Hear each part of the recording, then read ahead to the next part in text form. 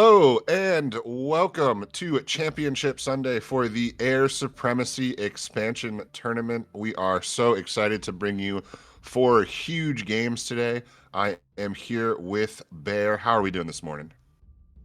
I am not bad, thank you. I'm very excited for the day. It's a little bit earlier because our clocks went back, but I'm not complaining. On the whole, it's been pretty good evening and was a blast yesterday, and I'm looking forward to today. Overall, should be a really good finals. I guess we can probably just let's take a look at the bracket, see where we're at.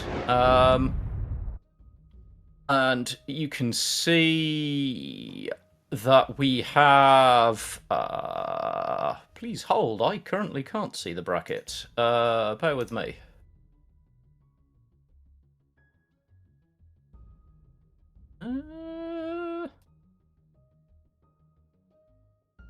Okie doke. It's all good. Production is on it, folks. There we go. Bracket in front of me.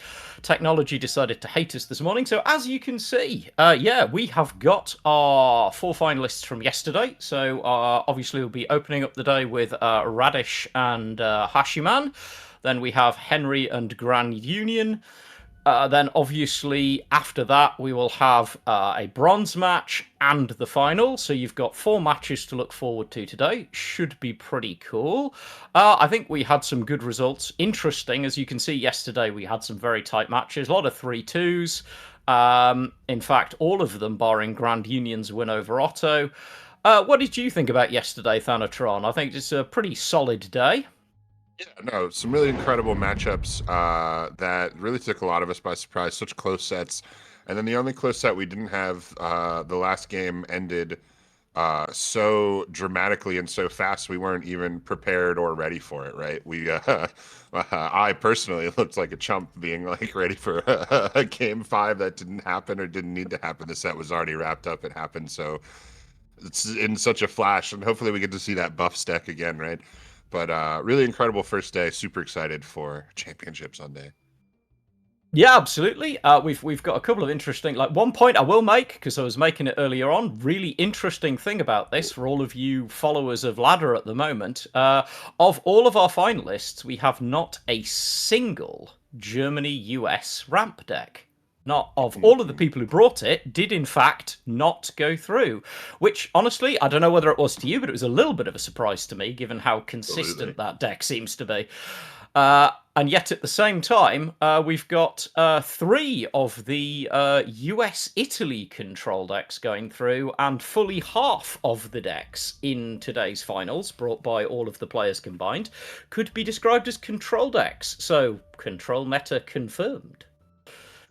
Yeah, absolutely. And after years and years and years of aggro meta, right, or air meta or similar, we've definitely had some times where there's been some really powerful control decks, but I don't know if there has ever been this like widespread of a variety of powerful control decks that can sort of compete with each other and that are sort of like all shaping and forming a meta together. A lot of that I think has to do with how strong side nations are right now, with France and Italy providing just some crazy packages that you can kind of adapt in a lot of different ways to different main nations to do a lot of cool and interesting things. And our players are definitely bringing it. There's some creativity. There is some reliance on some hard strategies that we've seen be effective in the past, and the melding of those two things I think has been very effective so far. But yeah, without further ado, let's start taking a look at our first two players here on the docket today. First up, we have Radish playing a impressive just under 1,000 games with a very impressive 68 win percentage, the only 5-0 player in the Swiss pool, undefeated Swiss record.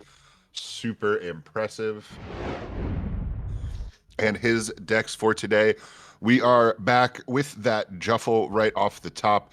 This is a specific Juffle build that we've seen quite a few players replicate and bring, including the one-offs of the Plan D and block, those extra French cards, providing a little bit of extra draw for the block, and Plan D providing, I believe someone even called it like a poor man's blitzkrieg almost yesterday, or something to that effect. So Yeah, really you can powerful stuff swing it there. either way, Right, which is right. quite interesting.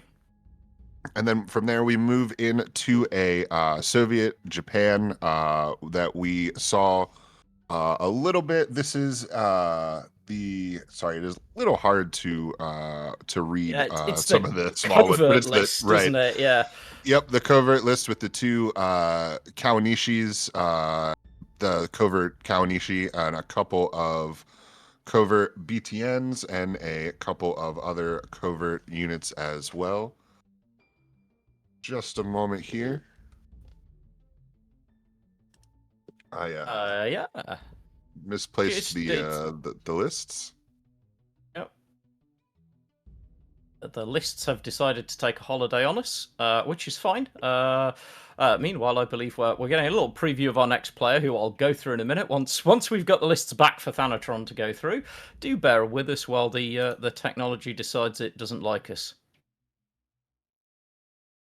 In the meantime, let's I go ahead and have you go over Hachiman for us, Barry. Tell us Yeah, a little sure. about We'll go Hachiman. over. Yeah, I mean, certainly one thing I will say is that more and more as you look at other people's player cards, you will see how impressive Radish is. Oh no, we're back. There you go. All right, Get so back to Hachiman in a minute. the U.S. Soviet, U.S. Italy deck that, like you said, has been brought by almost every player. Super powerful. Only a small amount of ramp. It's really just the war machine that is sort of becoming almost an auto include in a lot of these U.S. decks, except for maybe Frontline in the past. But all of them seem to be taking at least like a slim amount of ramp. There's no war bonds or anything like that. So it is, you don't necessarily want to call it a straight up ramp deck, but turn two, getting an extra dollar for the future, it kind of can't beat it. And then our only Jur Finn in the entire tournament, we have a Heinz deck with two White Death, two Strummy, some three Lotus Fards, some really interesting cards here that make the Heinz tank-based engine go for that deck. Like I said, nobody else really bringing not only a Finland minor nation, but even like a tank-based deck like that. Almost kind of old school feeling at this point. So very interesting and cool picks from Radish. Did well so far, right? I mean, technically 6-0, 5-0 in the Swiss, moving on through the Yeah. quarters. So even if there's something about these lists you don't like, you gotta like the results. Yeah, 100%. I mean, Radish, very skilled pilot on at least a couple of these lists. I did take, I'm with you, it takes a very skilled pilot to bring a Heinz list in the current meta, but I actually really like the moxie of that choice. And so, again, based on the results that we saw for the German US deck that everyone was talking about before this tournament, bringing the off meta Finn and Germany US doesn't make it into the finals. Does Radish know something we all don't? I mean, sometimes his creative deck building makes me wonder, but yeah, I'm quite excited to see how this goes. Let's have a look at Hachiman. So, we'll hop over to Hashiman's player card. Still got his favourite card as Tarnow Regiment, which is always kind of a thing. As I was about to say earlier, one thing you will see here is the impressiveness of Radish managing to get that 68% win rate under 1,000 matches. I think everybody else has put in a fair few more. 1,200 here, still a very impressive 66% win rate, and also went 4-1 in the Swiss, which is actually a really good result in the Swiss rounds at the moment. It was kind of a wild Swiss deck selection. And I think it's going to be interesting to see his decks. And as we swing across to those decks, Ashiman is bringing a Japan-Poland Legions deck, which his favorite card would tell you it is. It's always kind of interesting that we only saw two of these come to this tournament. It is a very, I think, consistent is the word. Like, the deck can just generate value from almost nowhere. So it's I think, almost a safe bet deck. So I'm quite interested to see how it does into some of these other matchups. Then we have Soviet Italy Control, which is the second most brought control list in this. We have two players who brought Soviet Italy Control who've made it to these finals. And it's the classic deal. Lots of easy solid removal, the big Soviet heavy hitting elites, and of course that Fiat G50 claim the skies combination that we've all come to know and love. Then obviously another US Italy control list. These lists have very little variation, and there are a couple of little tweaks on which value cards you put in and which value cards you don't, but it has definitely proven to be a strong selection. Now, Hachiman clearly believing, though, that control is the direction in this event, because his third list is Germany, France control. So another strong removal heavy wants to see the late game list, and you could argue, I mean, even Legions you can argue is wanting to see the late game. So yeah, I think big lean on control. Yeah, Thanatron, what do you think about how heavily we are seeing these late game pushes as we look at this? We've got a lot of lists that are looking for the late game right now. Yeah, it's certainly interesting. I really appreciate it as a control enjoyer, but there are certainly some lists that can pop off very, very quickly as well. We saw yesterday, right? This German France monstrosity is capable of basically being a combo deck on the side, as it can Yeah. literally go Comet, shifting attack, Sally, Sally to basically quad Comet. Technically, Yep. you could do a quintuple Comet with a third Sally. You could throw the Comet out 5 times in a turn. Minds. There Yeah. is nothing stopping you from it as long as you have every piece of Exodia in your hand to be able to do such nonsense. You can pull it off. And of course, that deck also has the ability to sort of just compete with a lot of very decent control tools and tools like Turpits, which not only give you that burn damage, but also prevent you from playing any units the next turn, really locking you out. Kind of like discard used to be that German side tool to lock people down before. Now it is sort of switching to that German burn and even a little bit of ability denial, I guess that you would call it. But let's go ahead and take a Yeah. look at what these players are banning. We have a Banning. German ban for Hachiman and Radish taking away Hachiman's Polish Legions. I believe that's both Hachiman sets that his Japan Pole received a ban. Is that correct? Yeah, I think so. And I do get it, because if you're going to be playing into this kind of competition, I think it's a list that I think everybody's come to fear just for its sheer staying power. It is a list that can just keep on ticking, and that is definitely to be respected. And I think we see that in the ban. And then I think Radish's Hashiman, I think, definitely showing his belief in his control decks, banning that potential big swing from the Heinz deck, and saying, I think I can handle the rest of what you're bringing. I think I can outlast your covert deck, and I'm not worried about the. I guess you've got to look at it and you've got to say the shuffle. I'm not saying the J word. The shuffle high roll. I think Hachiman is just saying, do you know what? If you high roll, you high roll. I can't do much about it. And we are straight into it. So we have got Radish bringing his US Italy control, and we have Hashiman bringing his Sov Italy control. So let's strap in, Than, for what might be a big match.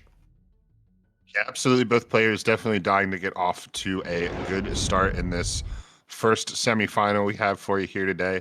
It's also really fun just to see US sort of present in what you might call like a true control. US has always sort of functioned as either like you have Frontline. Frontline was the US deck for a long time. And then it even sort of developed into a place where US was extremely ramp focused after things like Bomber Mafia came out. And even a couple other cards that really started to Yeah, cement US into like just the ramp nation, or not even the yeah, ramp nation, but the thing that you want to do with them. yeah, and I think obviously we did see all of the retribution stuff as well. But I do think as Oh we see yeah. the push forward on the Choco boys here, That has been one of the strongest enablers in me. I've played a lot of reps over the last few days on this US Italy list and variants of it, and the deck thinning that those one drop cards give you is so good for finding your tools, especially if, and there it is, you find a Seahawk to try and protect them a little bit later on. So yeah, we do see though has got his claim, it's got his various bits of kind of life gain, and his fourth guards is already 2 cost. So Yeah, that's already a 2 cost 9/9 guard. some Still, extreme reduction on that, yeah, very quickly. Also, the yeah, confusion looming a little bit large as those chocolate boys and some of those smaller units get moved up. yeah, Radish already doing really well. You saw him, instead of going wide with the chocolate boys, he made a much bigger one capable of surviving a little longer so that he could get it up, get that yak destroyed. That draw denial also yeah. going to be extremely huge. Yeah, 100%. Definitely playing the deck as well as the player and realizing the matchup, which is always good to see. Considering colonies here, I do see why it's arguably there's just that the swing there is not just for the colonies heal, but reducing the amount of value you can get out of these G50s, because these G50s can get. I don't know whether you've had this experience on ladder, but sometimes they get so out of control, and all you want to do is just find anything to destroy them. Yeah, absolutely. It really harkens back to a time where Germany was constantly taking sudden strikes just for extremely annoying early game units, such as these yaks. I'm sorry, such as these fiats and the yak to Yeah. a degree. Oh, we do find a Cobra, which could be relevant later. This is a very good claim, the skies, I think. It turns this into an even more oppressive and annoying aircraft that you just have to find a way to deal with. And I think we'll see Radish trying to figure out. Then he does find the way. Obviously, airborne. I love that airborne has now come back into just being a card that sees a lot of play because that little bit of ping damage has become so useful nowadays. Yeah, absolutely. It almost is like a more useful Pathfinders now. Pathfinders sort of took that role over, especially with its ability to be a constant thorn in the enemy's side, just with the multiple retreats if they can't answer it. But Airborne, long since a staple, you know, does just some really nice, powerful things for the U.S. And what a turn by Hachiman, able to get rid of the any kind of drawback on Little Cobra by playing it Yeah. before on an empty board, still able to pay for its operation costs for the blitz attack. So fully utilizing that and being like, yeah, it's also guarded by the biggest unit in the game because Yeah, that it's was like free. not only am I going to get this down, blitz your HQ, I'm going to be able to double guard it up, and it's all just it's cheap enough. Don't worry about it. The fact that one of them's a 9/9's not to worry about. Radish not going to love, actually, at the moment, giving away more draw. He'd really prefer to find a way to get some advantage back, because even though he does have that ambush unit in the front line, his opponent's deck is not lacking for reach, and at some point he's going to have to figure out a good way to deal with this 9/6 to be able to clear that Cobra. The last thing he wants to see is some claim the skies coming down on that Cobra to make it go a little bit more nuts, because that little baby Cobra can get so out of hand so quickly. And an interesting card in Radish's hand as well is that Trenta Division, that 8 cost Italian unit. I believe he is one of the only people running that today, or He's has been literally running the it all only weekend. Yeah, person, yeah. yeah.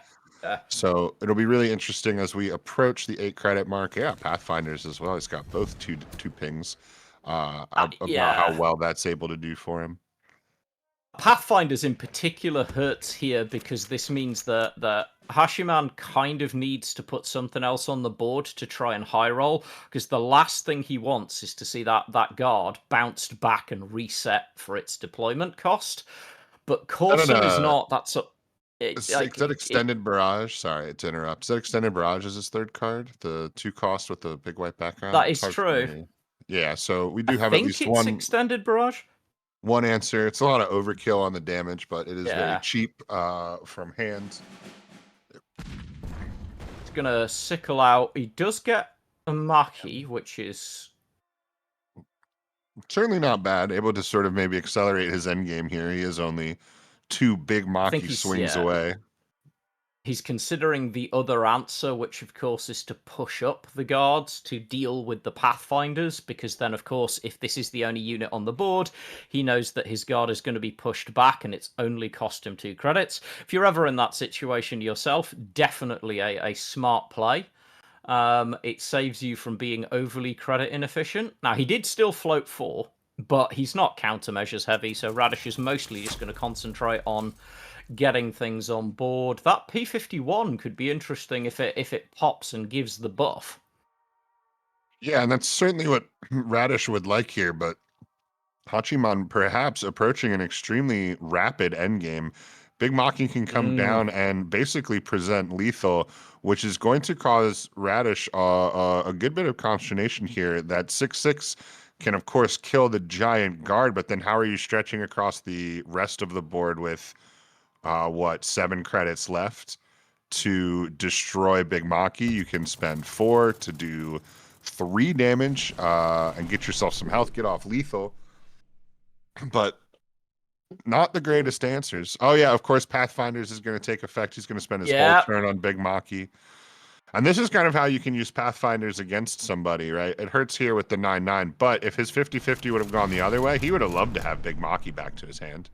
yeah, you've got to be very careful because Pathfinders is not always good. But Radish realizing, I think that I like the emote coming out there. Radish realizing just how difficult this situation is. He's going to obviously pop the heal to try and extend the game as far as he can. I'd almost drop the Seahawk just to give myself that extra 1 point of damage reduction, just hoping that I can survive. He chooses instead to push up, a little bit more aggressive. Yeah, this Um, game is probably going to kind of accelerate rapidly here towards the end, although we do see Radish with another heal tool. He does still have that attack in the colonies. It's going to give him 5 big health as well. And now really pushing a Hachiman to sort of like a back foot status. He could dagger the 10/10, but the 10/10 in the back line really not the current threat. It's the gaggle of 4 attacks in the front. Yeah, I mean it's you kind of look at the 10-10 and you just kind of shrug and you're like, yeah, fine, I could just dagger strikes that, but that's not helping me. Confusion could be good here. He can use it to get rid of 2 threats Yeah, because honestly, he obviously could it's double confusion and run the other one yeah. into the I'd 10/10 at the end. It wouldn't be that bad of an I'd be idea. yeah, it wouldn't be the worst call actually. Honestly, it's not a bad swing. I think he's definitely showing the control in this control mirror, but he's choosing Corson. He's choosing to go for a little bit more of the safer play, just in case anything wild happens. Even though that's honestly, he knows his opponent's deck. He knows that's probably quite unlikely. Now, Trento division is not nothing right now, but it is the only drawback to Trento is at 8 credits. It is so expensive. Yeah, definitely very pricey. We saw some really nice ordering by Hachiman as well. Even, some very basic ordering can, slip the mind or certainly be a little bit more tiresome in a big tournament like this, especially in a big money match semifinal. But when he stole that unit with confusion, that gave him the 1 cost reduction for Corson to go ahead and put it down. Sometimes you might play too quick. You grab that unit with confusion, you know what you're doing with that bad boy, and you slam it into that other guy. And now Corson isn't getting Such a any good cost turn. reduction and is, Yeah. 1 extra. So every little bit matters. That was a super clean turn there from Hachiman, playing everything in the right order. Yeah, we do see the Trento come down, which is really sad because that Trento can't destroy anything. No 4 cost four attack triggers on the board, so it is just an 8 cost 5/6 infantry, which has got to feel bad.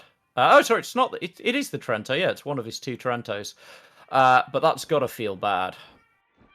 And a But he little bit of needs to a fight. oh, sorry, I It's was a just going to discuss delaying the tactic. the hand bug on Radish's side. So That is just a spectator mode bug. Radish not dealing with anything untoward. That's Mm. just some of his hand being reflected over the hand. Silly bug on the spectate mode that's kind of clipping through some of the cards. But we can still see there, obviously, a big we can do it. I'm not exactly sure what the card between we can do it and Counter Strike is. Pass. It's just some nice looking sky, which tells me absolutely nothing useful. Right. Um, I will say right now, Radish with an interesting defensive shell. These two Seahawks make sure that the sickles don't do anything, right? Which then prevents you from doing sickle into naval. Uh, yeah. 83rd Oh, Guards it's naval, armored division. obviously super It's powerful. armored division. All It's right. it's the armored division that adds the Sherman and buffs your Shermans is the card that we're struggling to identify. Thank you, Starry, in the background. Uh, Really nice Teamwork here makes the for dream work. right. Really nice for Hachiman. He's going to be able to get all 6 damage onto Trento by stealing a Seahawk. So Yeah. that's 2 Seahawks gone. He knows he doesn't have to deal with that anymore. The 9/9 in the front line. This is so tough for Radish right now. I mean, he's got a few cards in hand that he can try and hope are going to help him, but this is not looking good at all. Spring offensive, not really Yeah. bringing much in the way of answers. I mean, 5th Rangers could in theory be nice, but I think you're almost having to rely on Counter-Strike to try and remove that 9/9. I think the for sure plan is Yeah. He's is got to to play attack, yeah. and it'll be very interesting. I don't think in outside of the giant Macchies, I don't think there's really anything to like blitz pop that on. So I got to imagine Hachiman is cognizant. He's floating 2. He only has 1 countermeasure in his list, and it costs 2. So I Yeah. have to assume we just see him sort of, patrol Yeah. up. And he'll pop that 5/5 if it means swinging for 9. And also Oh, popping the 5/5 is going to 100%, get him yeah. a nice draw 3. So it's not the kind of body that you want to sacrifice to Counter Strike, but it is definitely the kind of passive that you would like to Yeah, sacrifice. you're not loving the body loss, but the effect, as you say, is so worth the trade. It almost nullifies Counter Strike and turns it into kind of a pseudo draw engine, which you're not complaining about when you're this dominant. His Guards Naval is currently sitting there doing, well, really nothing helpful, which is a bit of a thing, but Easty can hope to draw into it. But I mean, he's got so much stats on the board right now. So there's Radish Really nice. reading exactly what we were just talking about. He will depth charges. He was going to have to because he wants to protect himself. But Radish reading the concern, he does not. If you're wondering why on earth would he just not like try and do something else using that suppress, he does not want his opponent getting any more draw because his opponent has board advantage, his opponent has HQ advantage. The only thing he's got right now is card advantage, we think. Thank you, spectator mode. But we are going to see how well this plays out. But that was a very strong turn from Radish in a very difficult position. I did expect KV to come out. That makes a lot of sense. And Start getting some 2-tick damage on the HQ for all of these draws, especially on the control player, right? The control player wants to have a big hand and probably has a lot of tools to not necessarily refill their hand, but, generate something into hand.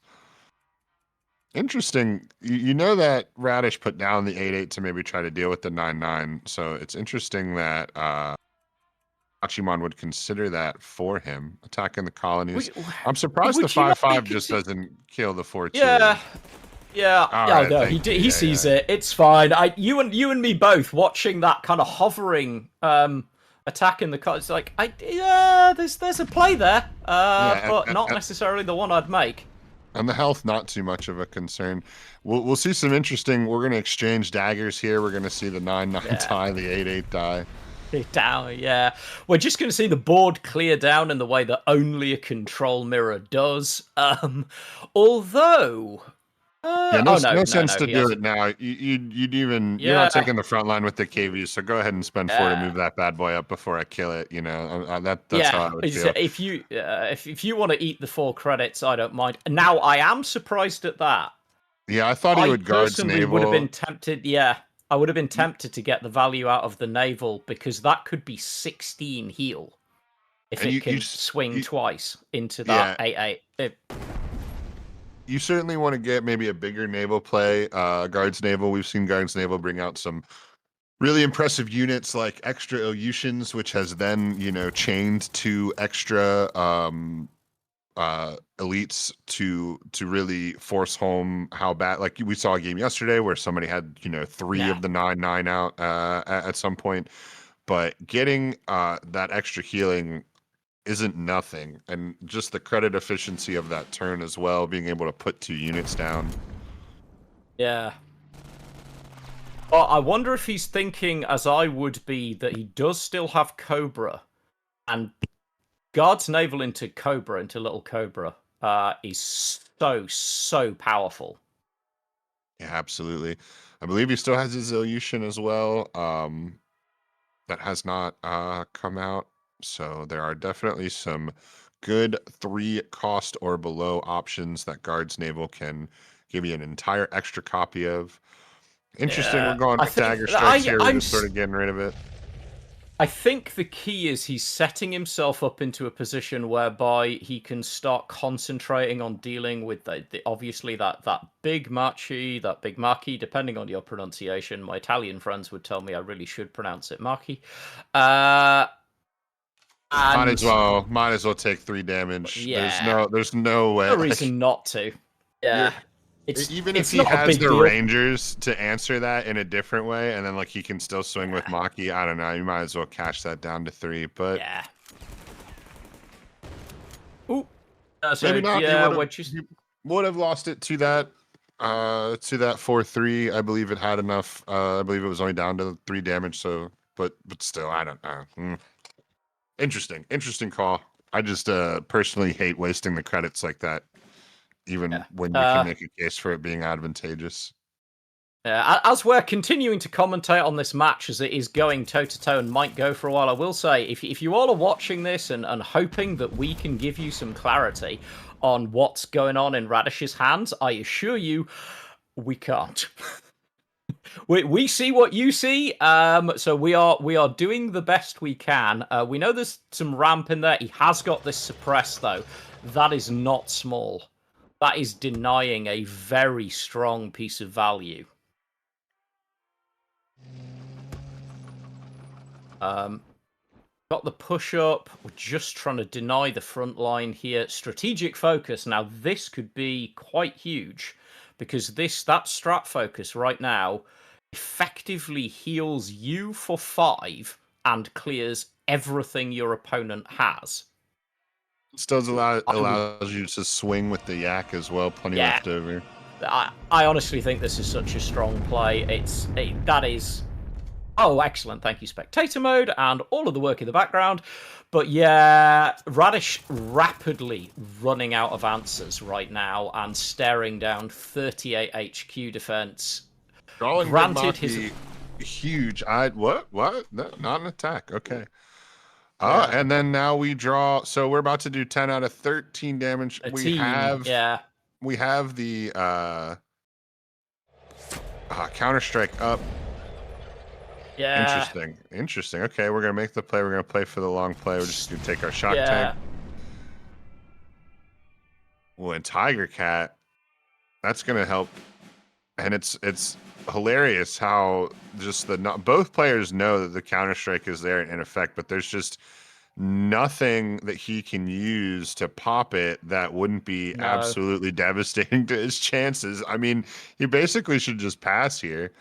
Yeah, I mean, I do wonder if we are going to see him just go, all Oh right, my God, the Missouri top deck. no. Missouri into Tiger Cat, and he knows at this point that Counter Strike is Then live. the free Ilyushin play. Mhm. He waited and waited. Now we have a Waited. free Ilyushin. Take Lucian. care of some of these bombers. I think also interestingly that Ilyushin, if you use it, he's going this way. Yeah, so he gets. Yeah, That's Radish just gonna be a realizing that surrender. he's Radish yeah yeah. completely out of threats. So yeah, And some that of is these, just that's a match of two players who knew the deck so well that the outcome was something they were already comfortable with knowing. So good thank win you for for saving us the fatigue. That was definitely yeah. the true ending and answer to that game. Yeah, if you want to be stubborn about it, it goes to fatigue. But Radish knew who was winning that game, and there's no reason to push that point. So now let's see. So Radish is going to continue with his US Italy deck, and it's gonna be a straight up mirror with only now there are only tiny variations between these two decks. These decks are near identical, but Radish has a couple of wilder choices like the Trento division, which Hachiman is not running. Both players Yep. going to start thinning like mad, so we're going to see. We are about to see basically a reign of chocolate boys. Radish getting his ramp early this time. We Yeah, see one War Machine already gone and one in hand.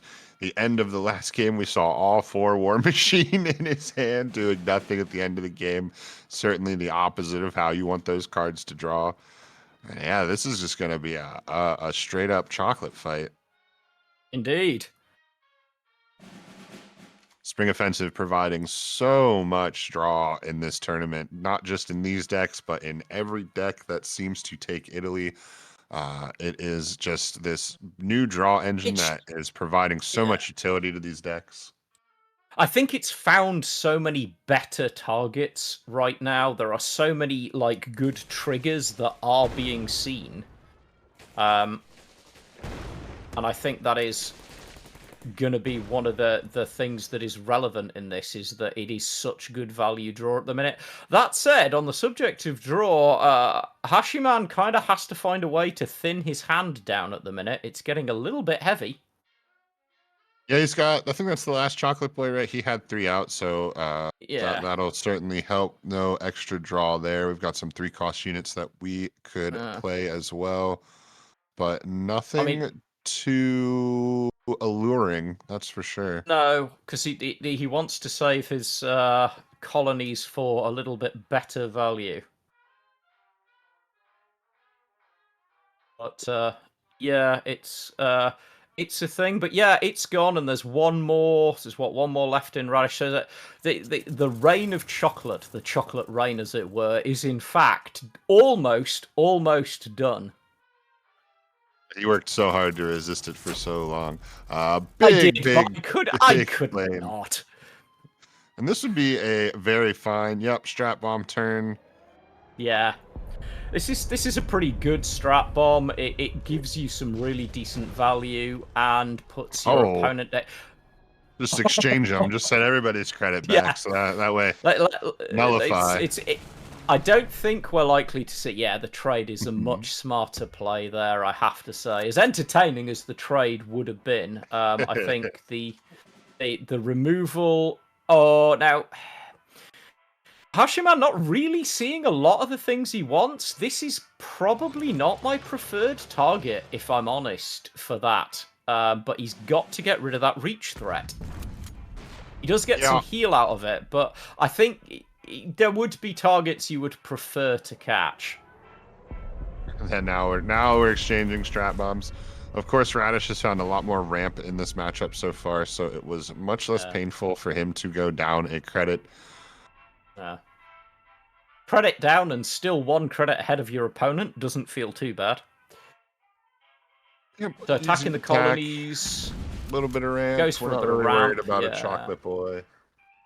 It's that last little chocolate drop kind of hanging around. I'm interested to see how long that chocolate boy gets to hang around for, because he's just 2 points of ping that you really don't want to waste anything on right now. And the mirroring of these draws, we're trading big Macchies now. Yeah. I mean, this is the power, though. I mean, both of these decks, effectively, with the Chocolate Boys, as we've said before, are running 4 cards light, which does improve your consistency. So you are likely to see a lot of really quite consistent trade. Yep, we're gonna start scaling up. This might be a game that the nuclear option needs to take over. What's interesting, yeah, is we might see both players just gradually escalating towards the big red button. Um,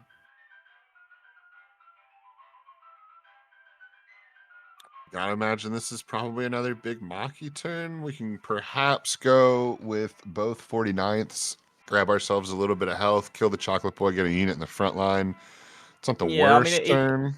it's not terrible, is it? I mean, in effect, it saves you 6 health because you remove the 2 damage from the Chocolate Boys and you heal yourself 4. But it does feel like you're missing the value on the second of your. Yeah, I think I do think the Maki is, I think, the better play.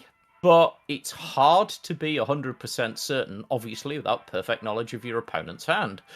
But you would love to get both procs off of the infantry. And a bit of ramp, definitely good right now. Start catching up. So now he's overtaken in the giant credit race, is now 11-11. Be a deadly counter strike depending on how Radish takes this turn. That counter strike Yeah. can be very effectively hidden as he has not been spending a lot of money. No. Oh, the Manhattan projects are in hand. We have passed the Oppenheimer test. And now Hachiman really, really has to go fast. Yeah, he's gotta go Because for his own nukes. yeah, because that is 12 damage to HQ out of hand as soon as Radish wants to take it, and I guarantee you 6 of it, yep, there it goes, 6 of it will be right now.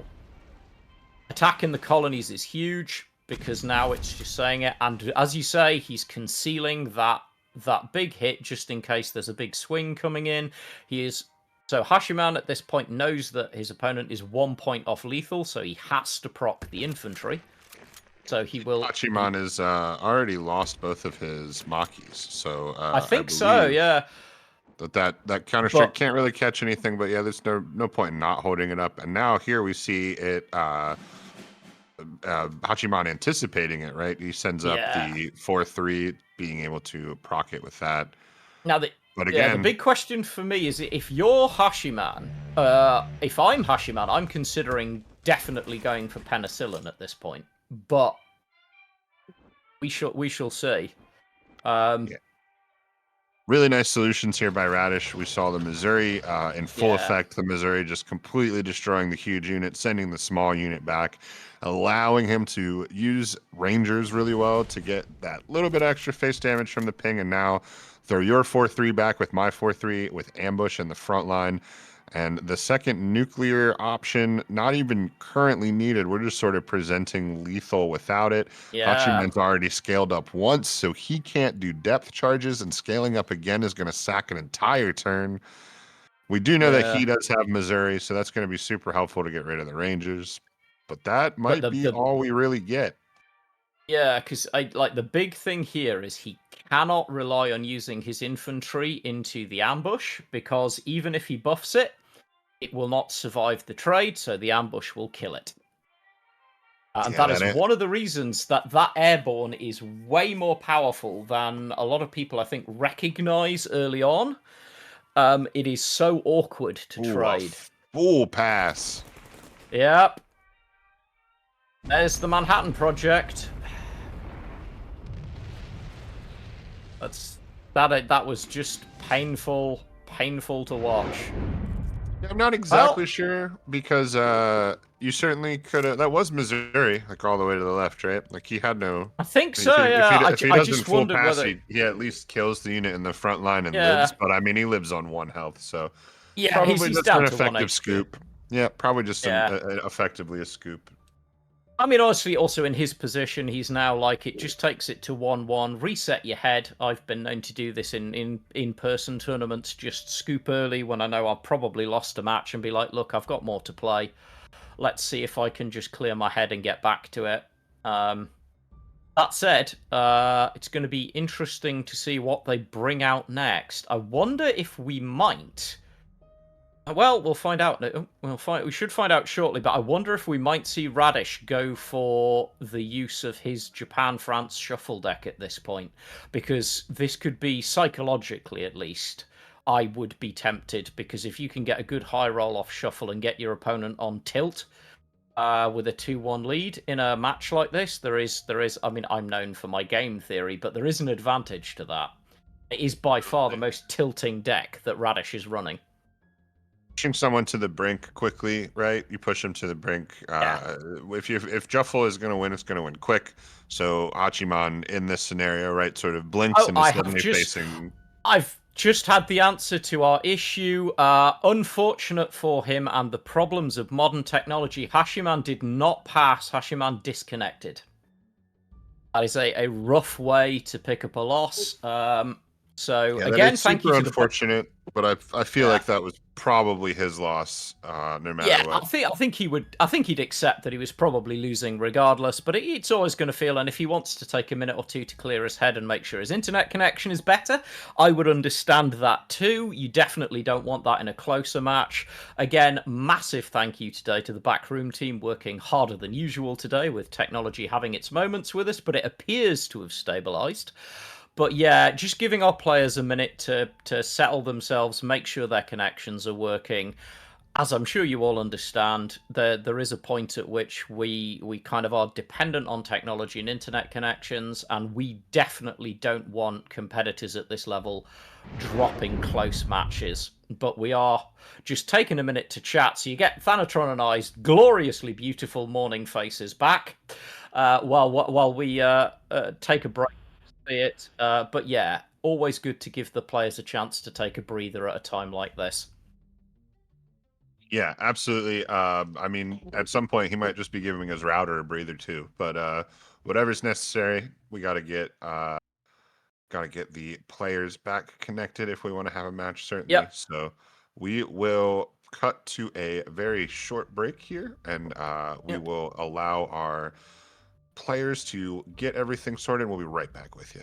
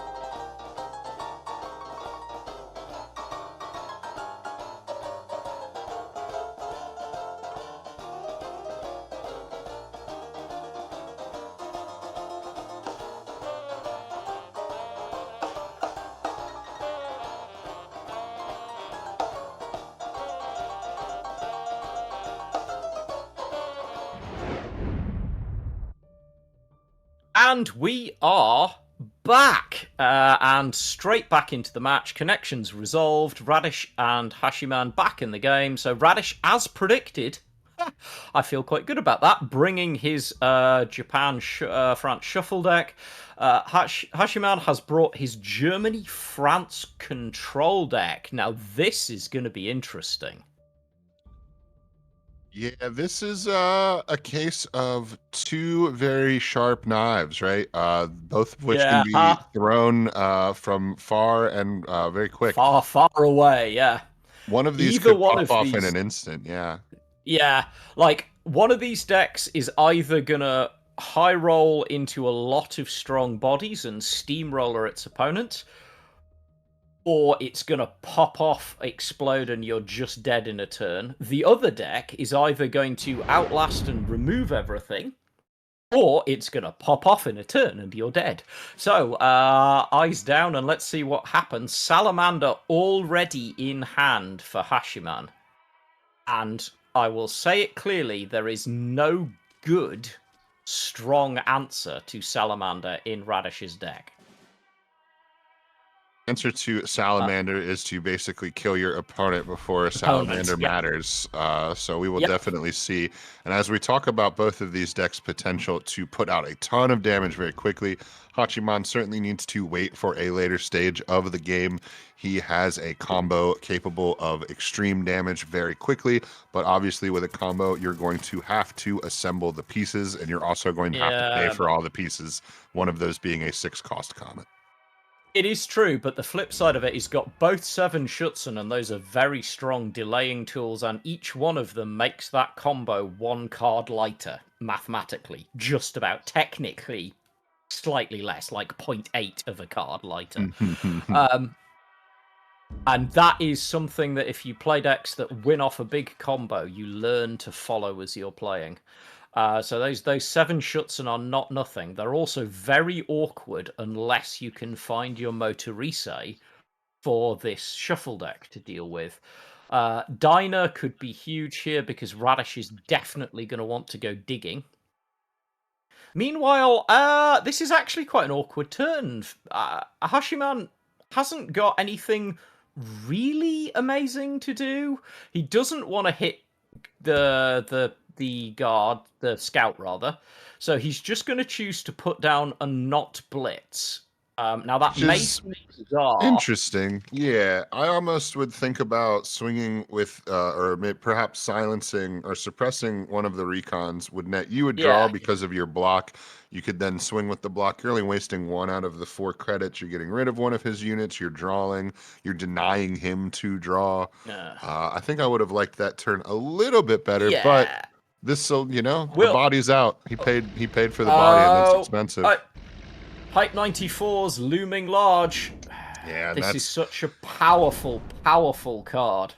This is exactly Like, why you don't take the line that Hachiman took, unfortunately, took, but a yeah. huge However, crossfire draw. yeah, I was going to say, all right, so the gods of the top deck are like, all right, you get 1 mistake. Here's an insta-fix for when you need it. However, I would be tempted to suppress one of the scouts and just clear the board here. Yeah, Because absolutely. if your opponent is holding a shuffle trigger and a 110, you're in so much trouble. I'm not sure, like, without perfect knowledge of your opponent's hand, I do not like that play from Hashiman. I think I would have wanted that board clear. Once to get the salamanders started, right? I mean, obviously, once you pay the salamanders 4 cost once, now you just have this like bolt that you can cast essentially for 1 credit a turn, And, I and mean, it's that is true, really nice. but But yeah, no, I mean, I but agree. The play for me was if yeah, definitely the suppress and yeah, the board clear. But he he got wants to get it yeah. started as Yeah, a useful combatant. I see the value on it, but I wouldn't recommend that to any other player watching this because he got lucky because he took about 4 damage when he could have taken about 14. So now I think he will suppress and clear because he can Yeah, you suppress, clear, and swing face. basically absolutely has to. You And the can't block take that comes gamble down. twice. Right, the Yeah. block comes down for Radish, which is not too awful. He gets the draw from it, but There could be, you know, Yeah. putting down a 3-cost unit when you have 1s and 2s facing Germany on the board. You could have maybe made a case for playing around that, but block isn't too big of a loss, and certainly you're still getting the draw off of it. Yeah, absolutely. Radish not finding his tools. He has got his Sabe regiment, but it's not the kind of board that you love Sabe onto. There's just not enough on the board for it to matter. So I think you just have to try and outlast your opponent and trust that later on you're going to be able to get that big Sabe damage swing to give you the clear. And at some point, you are going to find one of your Motorise, because that's kind of what you really need. You can see him perhaps considering keeping these units back. He's sort of trying to build a board for Sabe, not a board for Yeah. Jagro. The Jagro Yeah, he's player, of cheap. course, Yeah. moves these little units up. They want to attack with them. They want to use these small, fast units in an aggro capacity. And he is basically holding these back because these are just Sabe bodies. They Yeah. are Sabe bodies that die and shuffle and sort of allow Yeah. you to keep that play up. I will say, though, that play shows that, again, good players here. Hachiman actually understood and read what that board meant. He could see that this was a board that was being played for Sabe, and he did the best he could to clear it down. He can't help the fact that his opponent then just refills the board and plays Dugin. But Yeah, he did the please. best he could, and right now, that surprise attack pin is going to be absolutely devastating, because now what he's saying is, I've just got such a tempo advantage over you. You can bring your salamander down, but how many more procs do you want to let me get out of this Sabe regiment? Absolutely, Bismarck not helpful, but Henschel's Not going to right be a now. really nice answer. It's going to take out the Sabe in one It fell does. swoop. But yeah, both players playing to their outs really well here. You can see Radish's effective piloting skills using the Juffle deck, even though it has not yielded him all of his Juffle tools really well. And Yep. Hachiman very cognizant of that as well and defending against it to those situations. Yeah, I think a lot of good players at this point have become super aware of how this deck works. Because you kind of have to, because you're gonna run into it regularly. It is definitely a oh, there's the Motorise. Now Even with this is a little bit of interesting. units, yeah, even a little bit of units Yeah. Hachiman is currently facing, more to say, makes them immediately a much bigger problem. Yeah. Dug in gives him a really good chance, because he, again, perfectly played. He got to leave his opponent with only the one threat on board. And And now a he's going to burn that. Makura. Yeah. Yeah, burning the shifting doctrine, because he knew he had at least 30-ish%, if I'm following the deck count correctly, chance of pulling a pin. Oh, Turpit's just a little bit too late.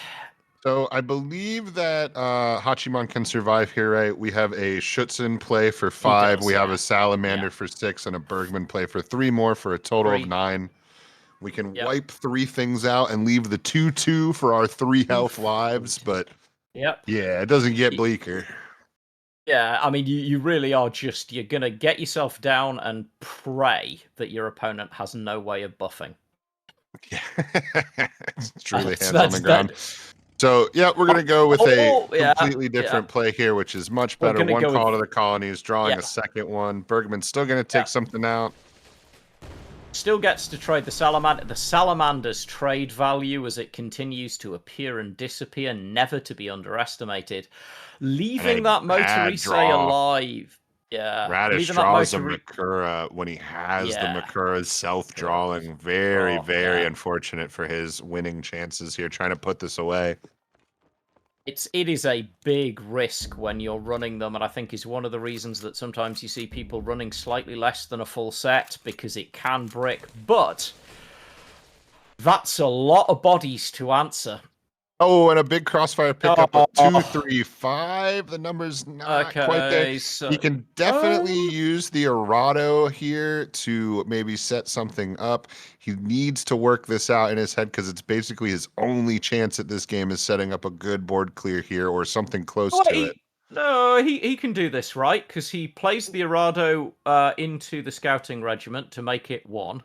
Then he has to sacrifice the salamander, but really he's gonna die if he doesn't. And then he can, because he can put it into the 5/5, and then he can clear the board. I think. 1 and 3 with no 2 then. He needs to. Yeah, no, he needs the 2 because it's not going to hit twice. So he has the 2 yeah. currently, so we need to use the salamander to create the 1. Yeah, Then you to have create the 1, 2, 1. 3, and then 3. 4. There's the 4. Yeah, Right from the that 1. had to be away in there, but this is so important. Turpitz now huge. becomes much more huge. Because Turpitz now says, all right, I'm buying myself another turn, and I'm threatening 8 damage to HQ with that Henschel. What a risk However, as well, because he literally drew desperate measures with 2 damage on 3 health. 3 health, yep. For the love of God, please call to your colonies. He's he's definitely playing the risk strategy. I think he kind of has to, but he's going to go down to 1 HQ defense here, and this is going to be huge. So he has to call to the colonies. We know this.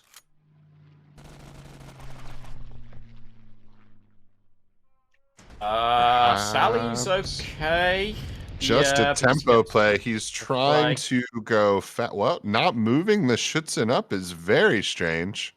And the key in so close for Radish to being able to put all these little bits of damage together. None of it's gonna matter with Bismarck doing Bismarck things. So close for Radish. Radish could find the board clear here and he'd still lose. I'll be interested to see if Hachiman just takes the Henschel or shows the bit. Oh, he doesn't get the chance to decide whether he'd show his hand or not. Radish concedes and we move on. Hachiman going 2-1. Another really close match. Yeah, Hachiman truly just delaying, so close to losing multiple times, but able to just keep playing, keep delaying, keep getting turns, earning himself that little bit of extra time. And as we said, that deck can put forth so much damage so quickly with Bismarck and all of its tools. So Hachiman going back to US-Italy control, and Radish is believing in the shuffle. See, I'm still not saying it. You're not going to get me. But yeah, this is going to be interesting because this is not a deck that the shuffle deck loves to play against, because this deck is very, very good at just delaying you down.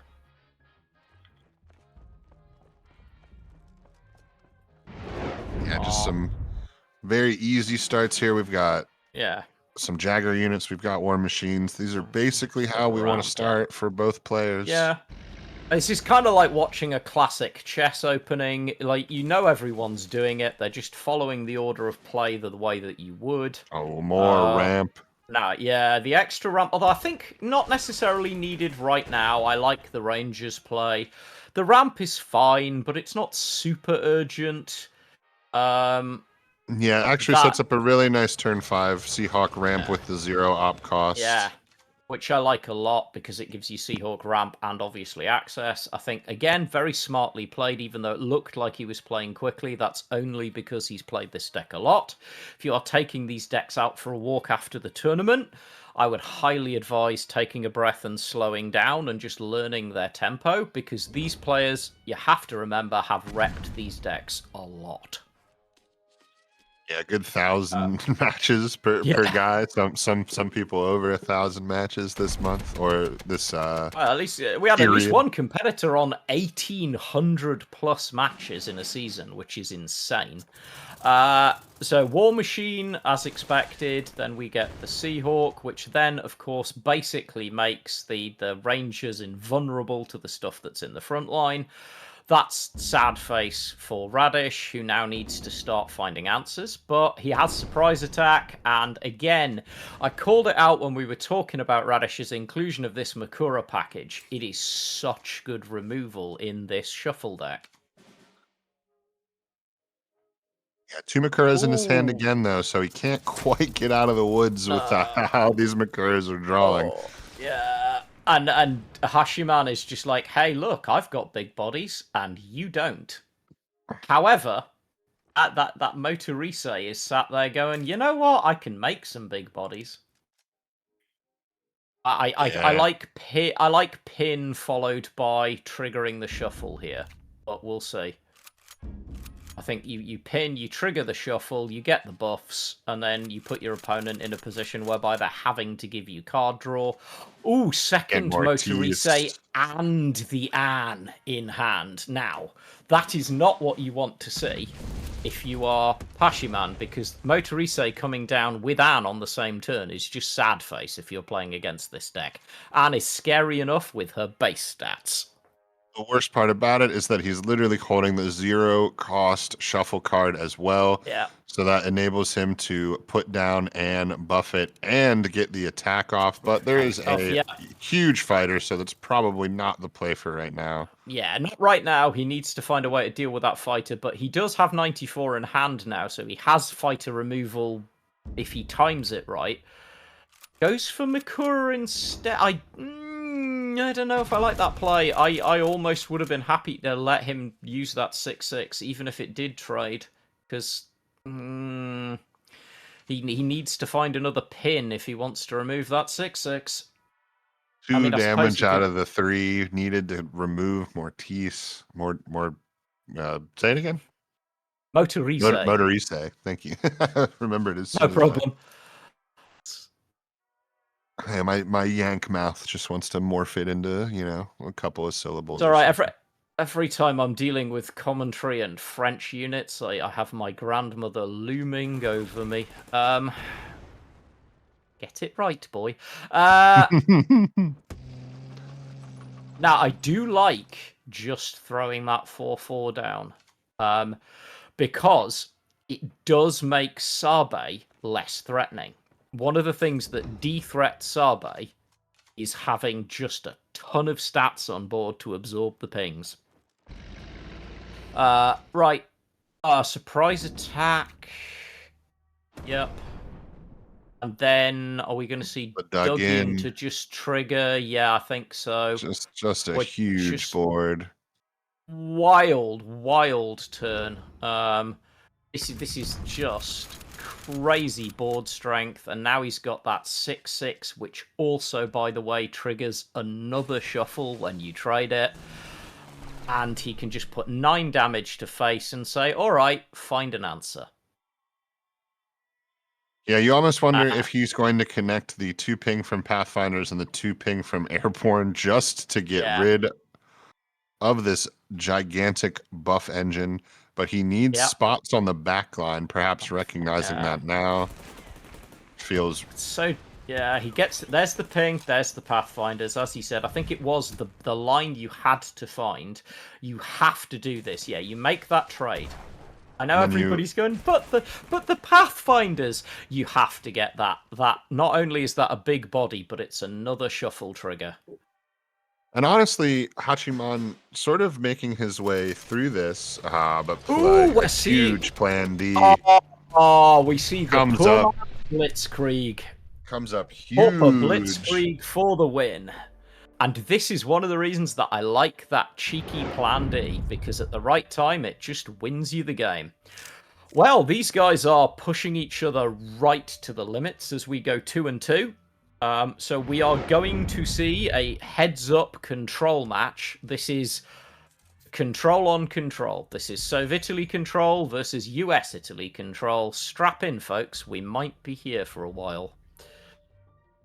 If we're going to see some spring offensives, we're going to see some cards drawn, and it's probably going to be who can get some of their powerful tools first.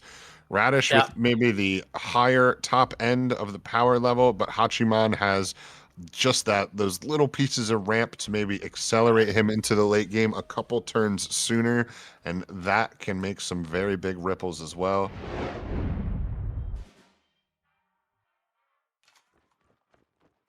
Yep, so the thinning begins for Hachiman, yet another rain of chocolate, and Colm comes down, so we're definitely... Now, oh, I'm very tempted here. See, I Yeah, know he's just war buff the machining, chocolate but boy yeah, I and would just have take been out the so comb. tempted to just take the draw, get that Colm off the board, because that chocolate boy's... That's one of the most useful things that chocolate boy can do for you today. Right into second Now you've... comb is very nice. Yeah.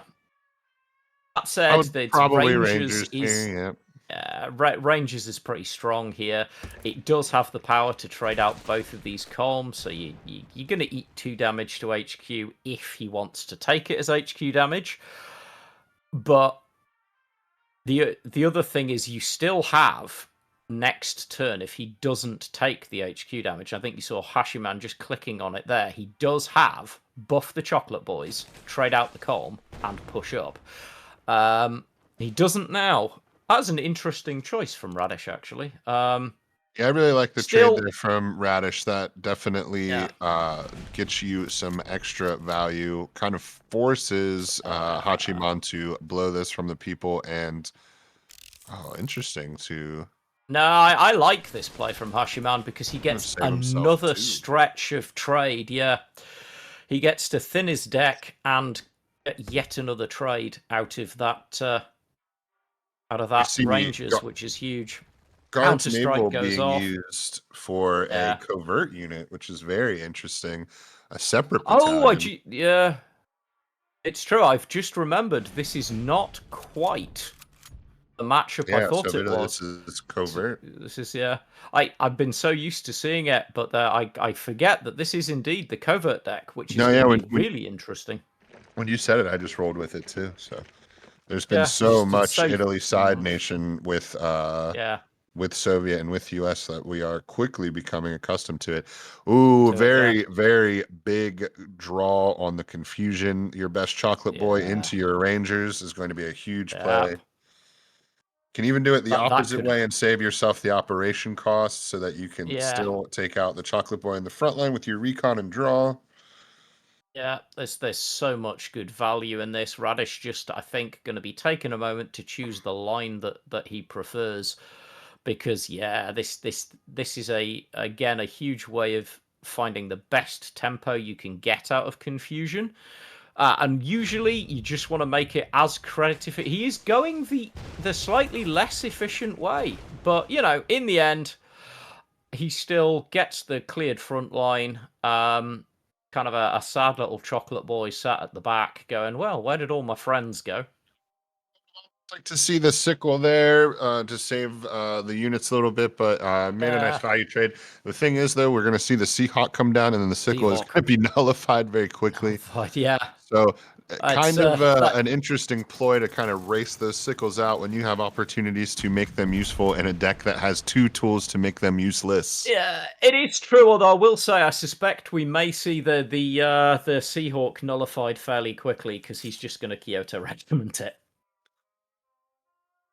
Yeah, It's we'll see just going how to say, long that no. lasts. Yes, yeah.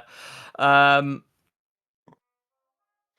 Just move up separate battalion, perhaps kill the chocolate boy yeah. so you don't have to worry about separate battalion. Nope, we're just going to go with No, another covert unit, which is nice. As soon as he it draws is, yeah. covert units, It's for not they're us, going to completely ignore that strat bomb. It's going to work real well for yeah. Radish. Yeah, there's just not really any good turn. He doesn't want to put the Mustang out, completely wasting the Mustang's uh, deployment effect. He can throw down the bomb just to hit the credits, but that still doesn't feel Yeah, good. Nothing to dagger. I don't. Hachiman could make a case for just a turn 8 pass. He could just punt this turn. It yeah. might not be the worst I, decision. I, I would. Yeah, he does. I would. I would just punt it. I just don't see there's no value play, and he knows it. So Sickles to get the draw now. My Expansions. gosh. So Radish is flexing now, Yeah, which he I is get. exploding. And he's just going to start putting all of those covert units down. The other thing is that Radish is going to feel, as an experienced player, you're going to feel how bricked your opponent's hand is into your covert units. So it gives you that freedom when you're playing this deck to find the patience to just keep going. All right, I'll just keep growing my covert units because clearly your hand's bricked, I will and say another I kind don't have of to do the hard work. strange decision for me by Radish. He could have very easily taken out the Chocolate Boy with the sickle, but chose to sickle his own recon so that he could get extra draw.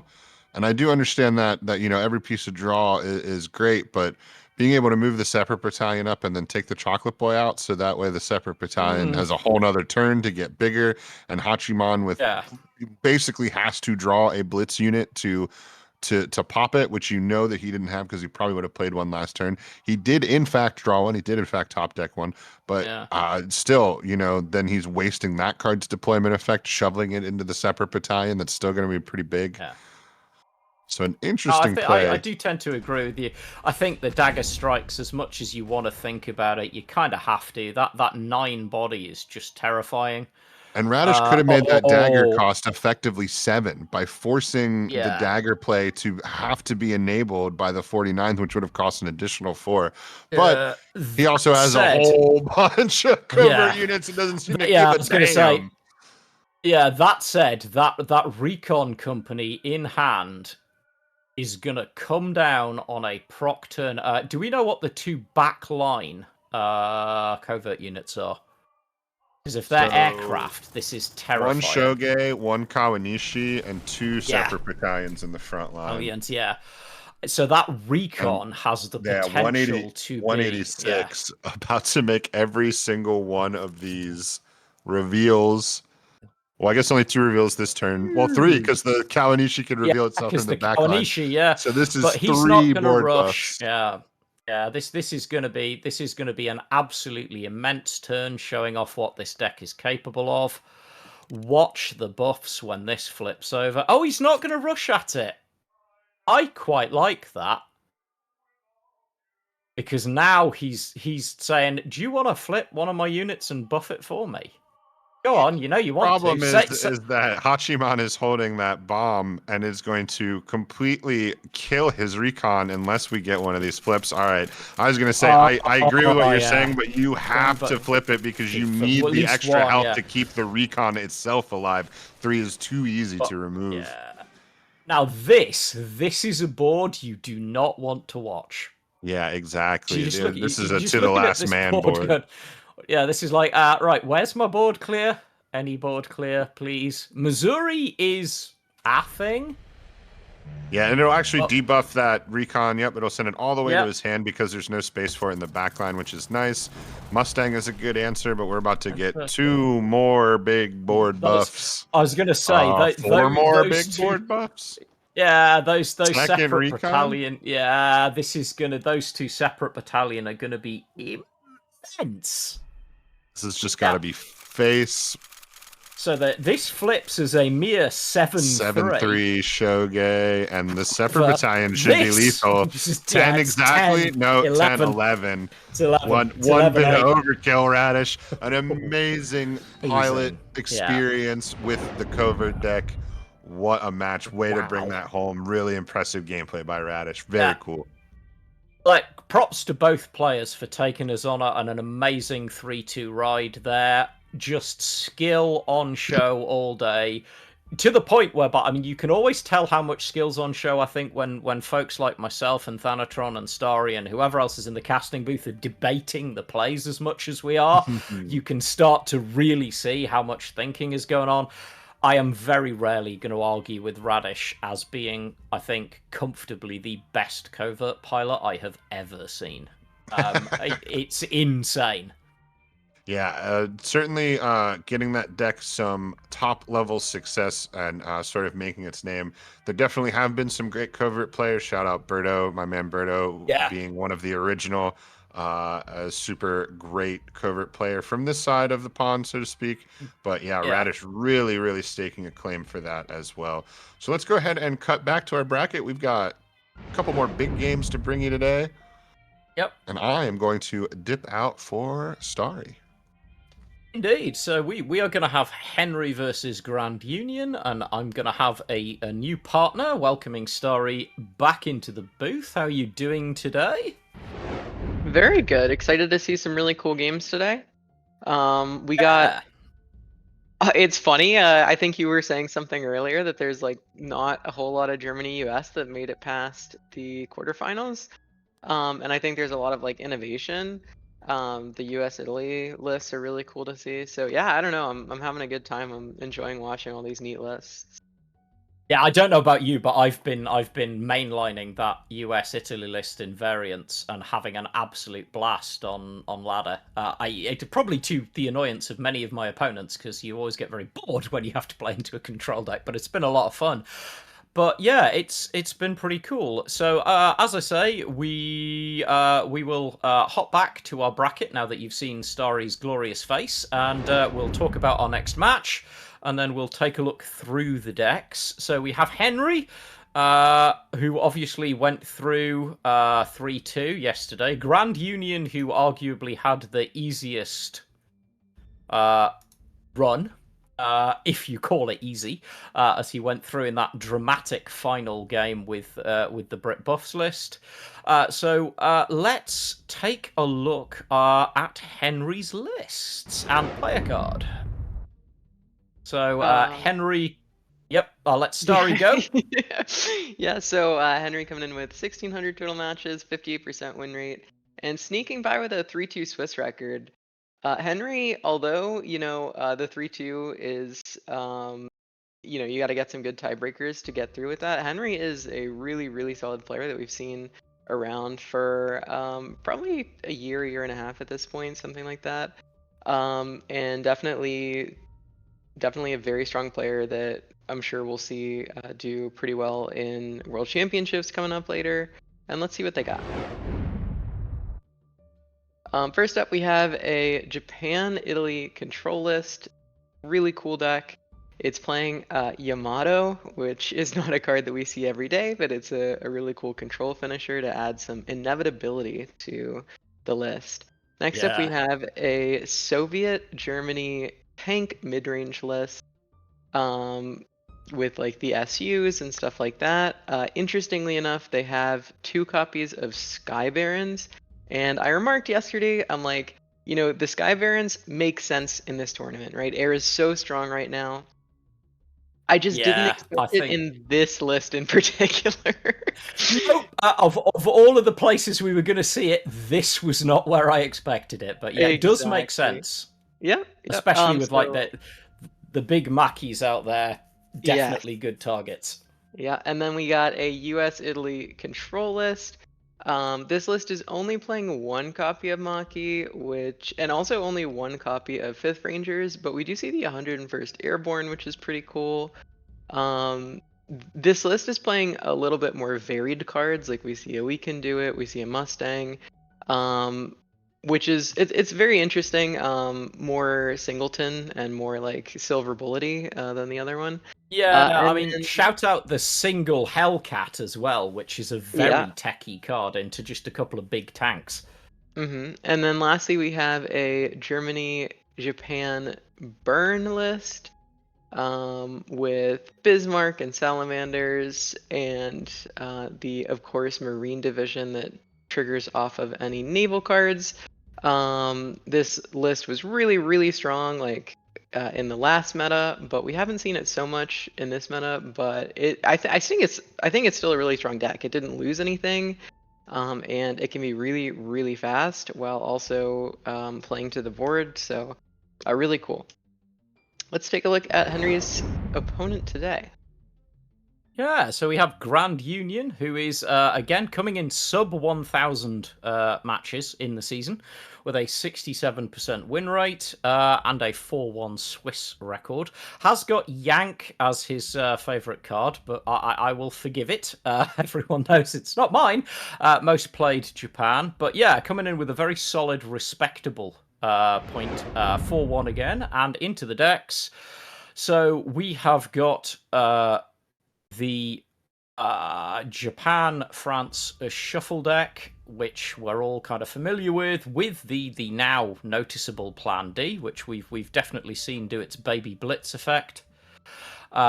We've also got a Soviet Italy control list, which is, I mean, let's be honest, it is just Soviet Italy control, the way you would expect it to be.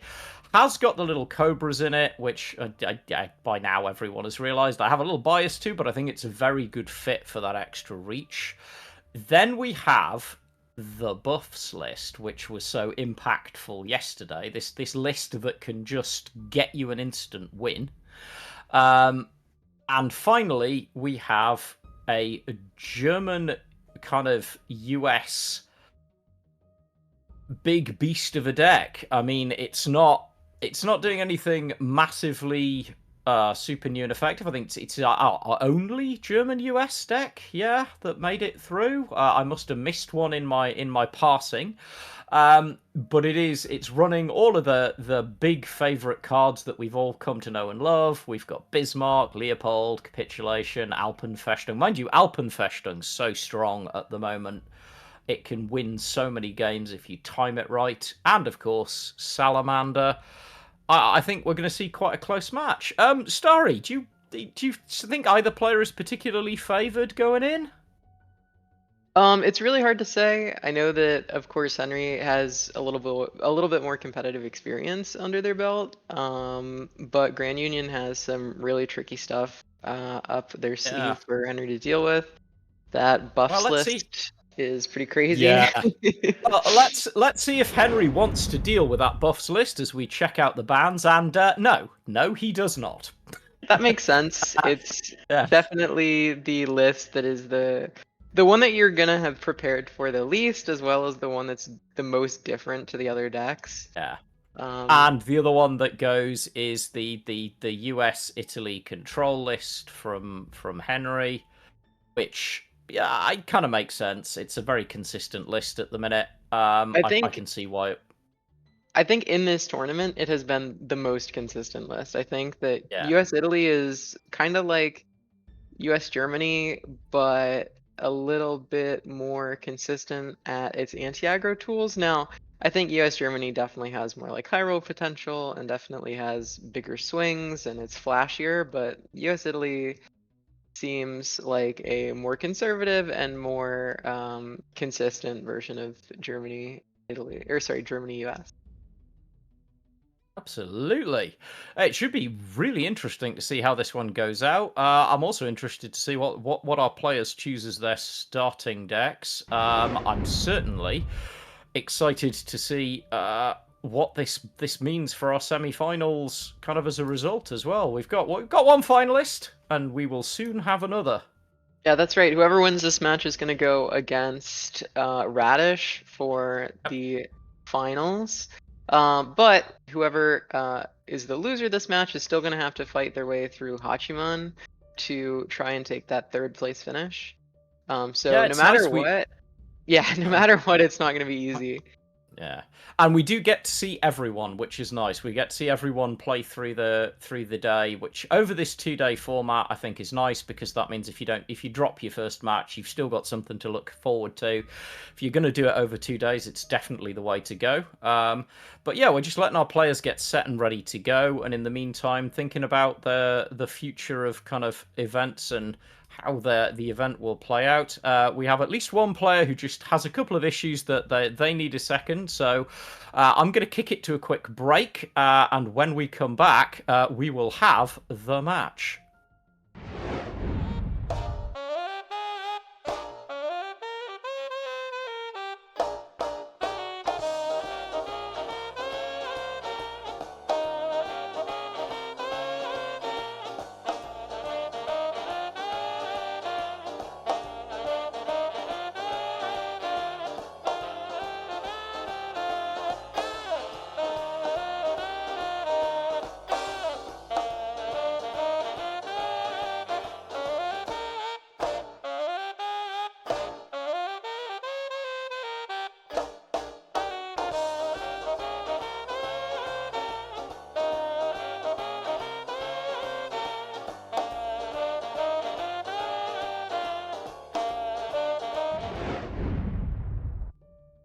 And we are back. As promised, we are straight into Henry against Grand Union, and we have got Soviet tanky mid-range into what? Yep, looks like Japan-France shuffle. So this should be an interesting matchup. Two decks with, shall we say, slightly different approaches to the game.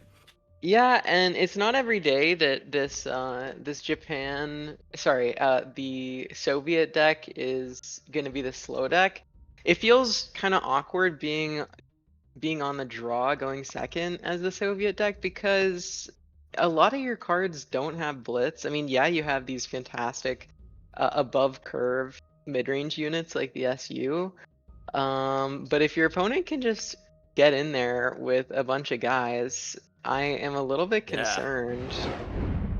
It's very true, and really, the worst thing would be not to see a Colm. Thankfully, Henry does see a Colm, but if you brick and don't see a Colm and you're going second on this list, it does feel incredibly awkward.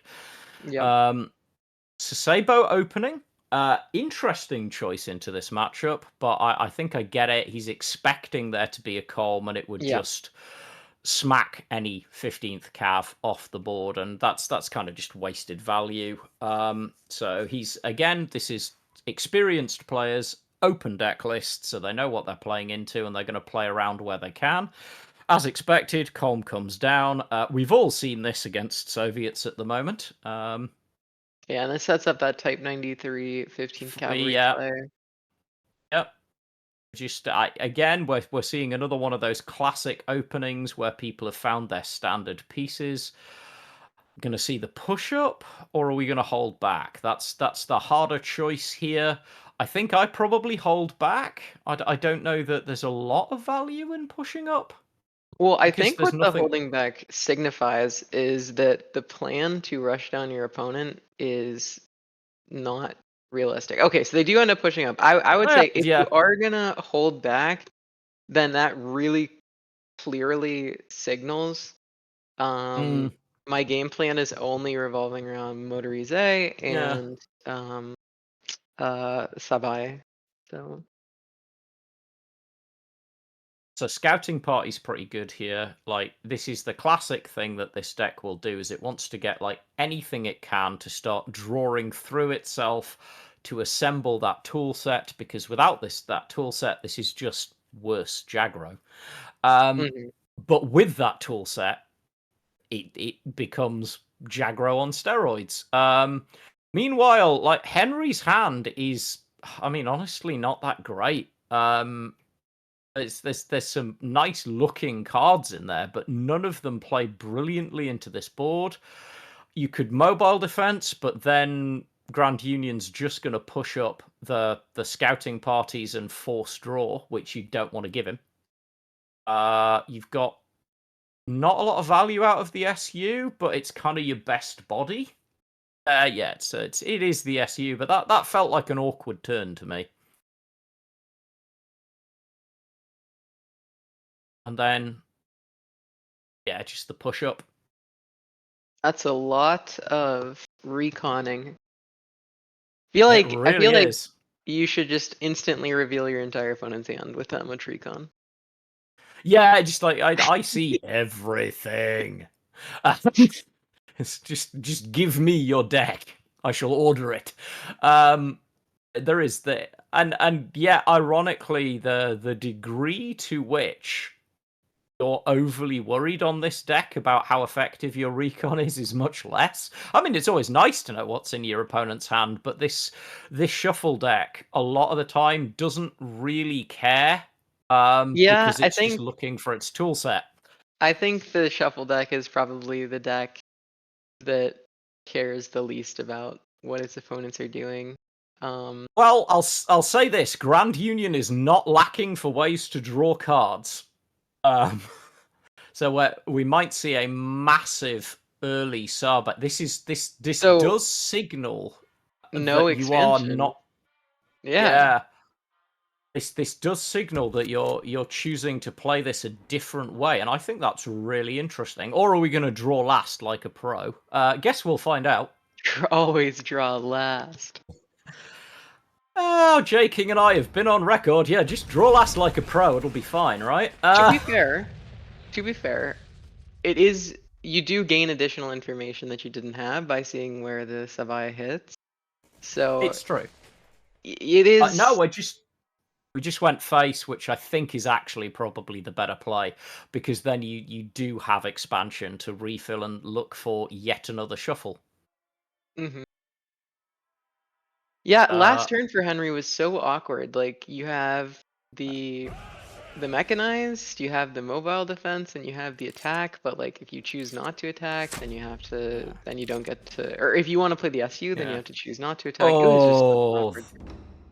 that is a great, great top deck because it means you can go fishing and not be too worried because you've got your shuffle trigger already. That That's 10th a lot of pings. is yeah.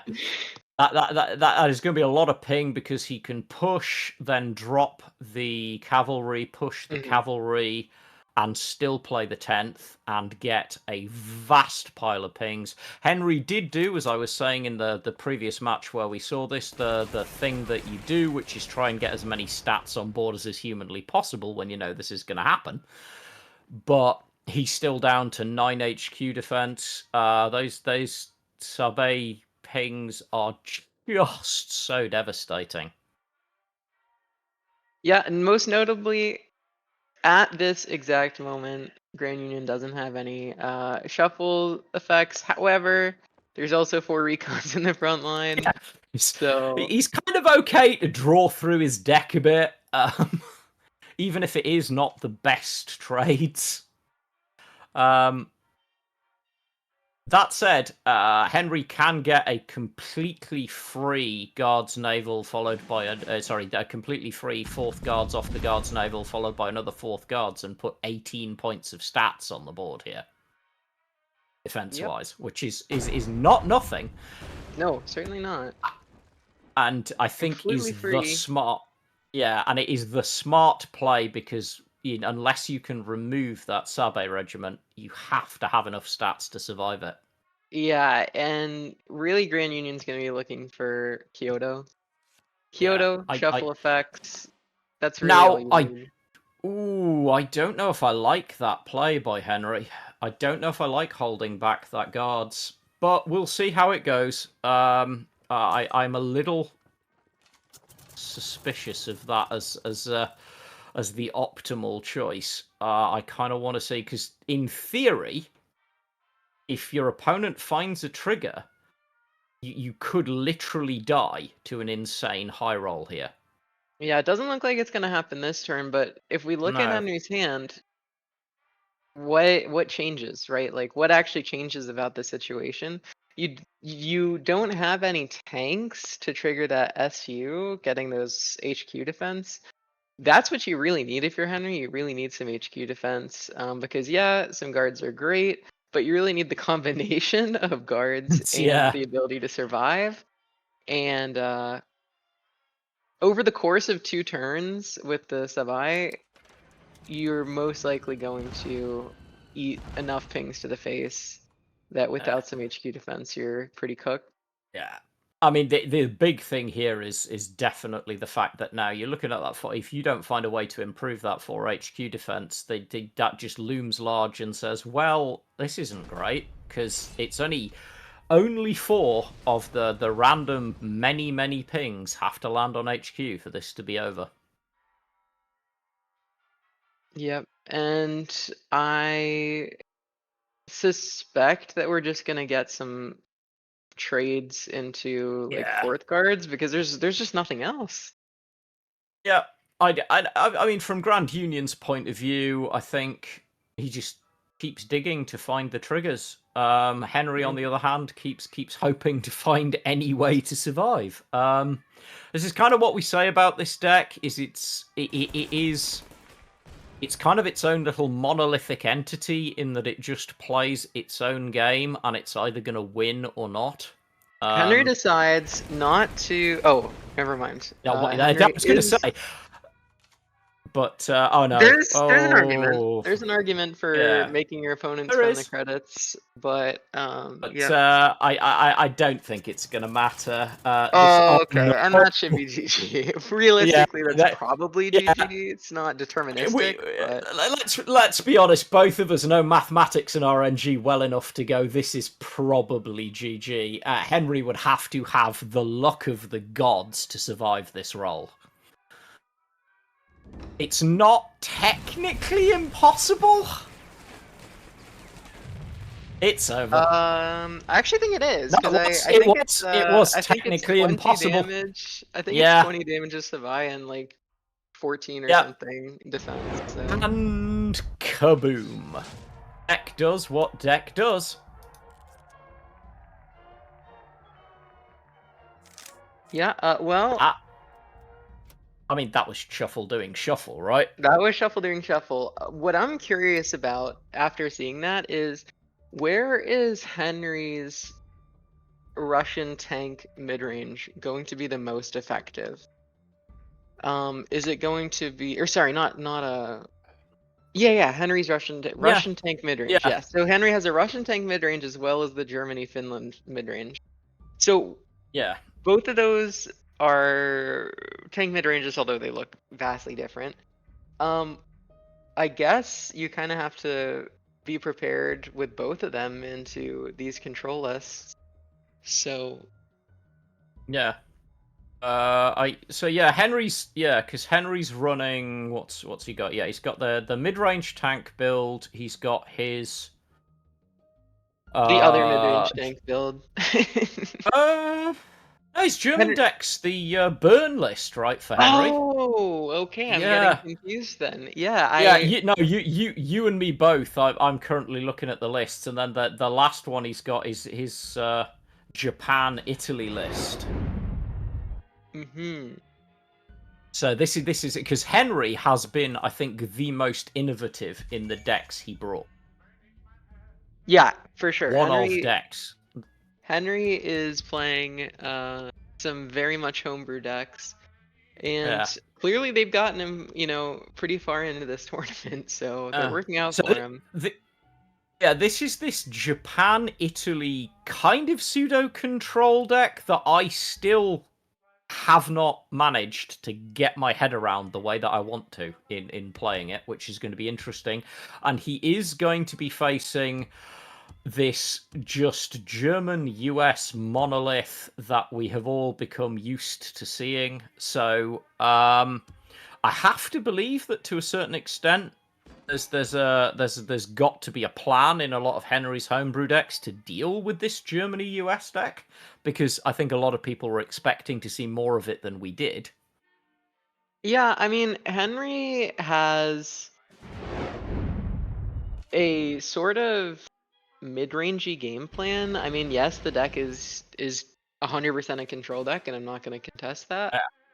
But with the zeros and the Dragon Slayers, like, there's definitely a unit mid-rangey based game plan, which I think is really strong right now. I think what the Germany deck is realizing is that it needs a bit more units. I really like the 5th Rangers and some of the other. Yeah, I think that what we're learning is that these control decks need a little bit more units than maybe have been played in the past. But Henry also has Yamato as a finisher. Yeah, go ahead. Yeah, I think I 100% agree with you. I think we are starting to see that thing where you see either your mid-range, either your mid-range is mid-range, or your mid-range leans heavy control or leans heavy aggro, because you still need those bodies. And either it's happening with mid-range just being mid-range, which honestly isn't happening in the meta at the moment, but I think we are starting to see much more unit-centric play. Even the US-Italy deck has some good unit-centric board presence for a control deck. A lot of 1/1s on the board. Grand Union is openly telegraphing, yeah, I have the crossfire, what are you going to do about it? Yeah. Because really, there's not a lot you can do about it, unfortunately. But if I'm Henry, I don't know that I mind. No, I think crossfire that's getting okay. burned on those are 4 units. I'm not overly sad to see, because I mean 3 of them were there to produce cards that are in my hand already, thank you. And yeah, drops a good sized fighter. That's just going to get hippered straight off the board. Yep. I don't think that Grand Union wants to concede any tempo. And does he force an overdraw here? No, not quite. Yeah, Um, Hipper being the really expensive time lock that it is sometimes. yeah. But does also, of course, reset the veteran, so that veteran effect is not going to be in effect the second time, because it is now the second Dragon Slayer you've played. War Bonds, ramp, I mean, that says I'm happy to play the late game, whereas Rangers ramp, a smaller ramp, would say I want to start threatening a bit more, and I'm not sure which line I prefer. Yeah, I'm really surprised that the Dragon Slayer came out as a 4/3. I guess I haven't been paying attention a lot, but when the card first came out, that was how it worked. It was like if you played the same card again, it would, it didn't count as the first time. And then at some point they changed it so that as long as it's still the same object, like as long as it's Yeah. still the same physical card, that it remembers that it was the first card and that it is a 6/4 again. And I guess somehow they reverted it again. So I'm not exactly sure how it works at any given time. Join the club. Cards timing chart when.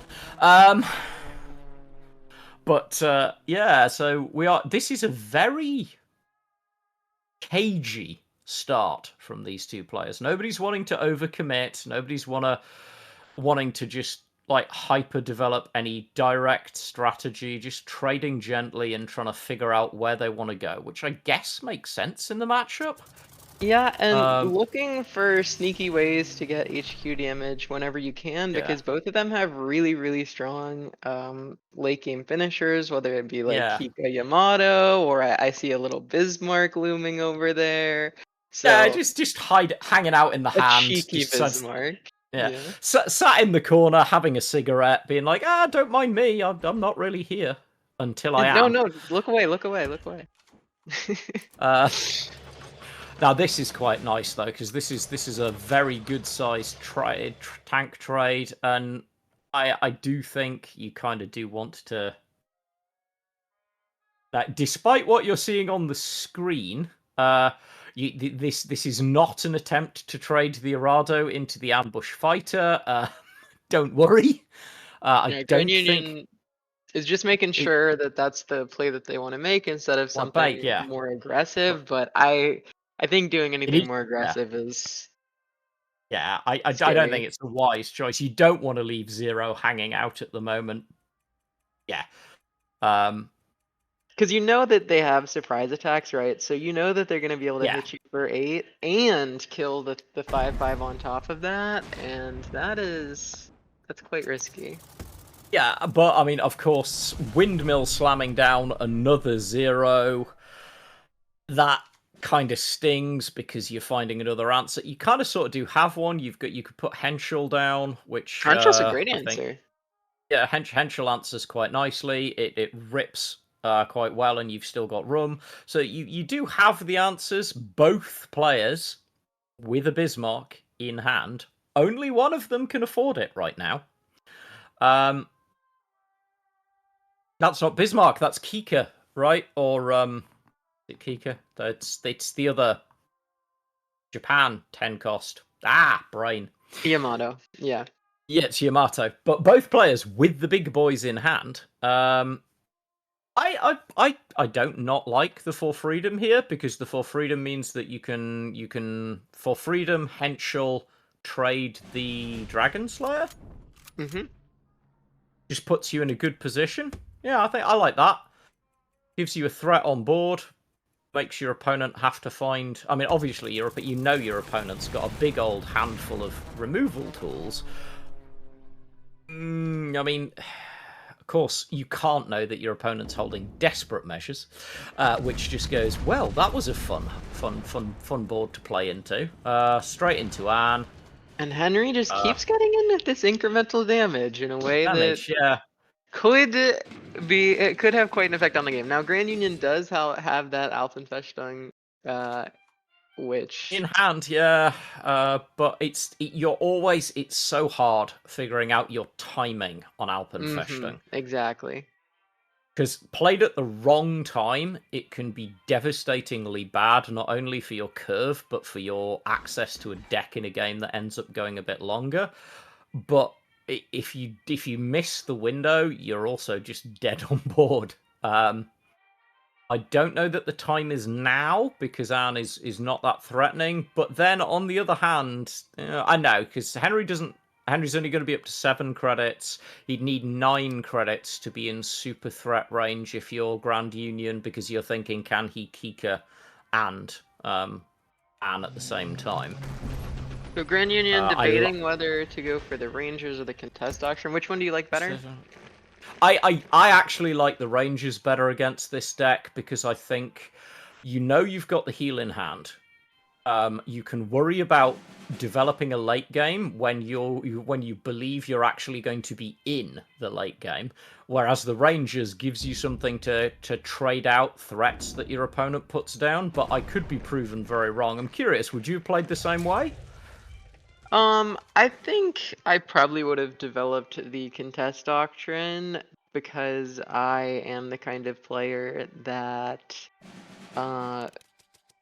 wants to kind of like be rid of the idea of having to play it in my mind. I'm like, oh, now every tank that I draw is That's fair. slightly better, but that doesn't necessarily mean that it's the best play. It's just that's the play that I'm more tempted to make. I think the Rangers is a really solid play. It's interesting to me actually that Blitz Doctrine and Contest Doctrine are. It's a set of cards that are very much player style dependent. Every player I like has a particular way that they prefer to use them. Some are more like me. I like having them as a late game. I can develop the solution I need when I need it. But I do get the other mentality, which is I just kind of I want that out of my head so that I know what I've got. Now this is hard. I know that the verbal Vind trade you kind of have to make, but I like the Bergman. To be fair, you're in a good position, but you have to be thinking, when do I push? Because now Henry's gone over 8 credits. You know he runs Kika. You know he runs a number of other very potent tools. You have to start thinking surely about when do I start making sure I have the HQ defense to actually play this game out. Yeah, I imagine that we're gonna see a raiding brigade plus the 4/4 guard. There's also some like Mikura plays, but yeah, I that's think that it's just the cleanest play. I think this is a moment for also Grant. yeah. If Grand Union can't figure out a way to get rid of the 4/4, Henry gets back up to 18 HQ defense, which makes him Yeah, a lot more comfortable against stuff like Bismarck, and means that having a high HQ defense means that you can play more proactive threats like the Yamato, like the Kika, and not have to worry about like, well, what happens? You know, what happens on their turn. So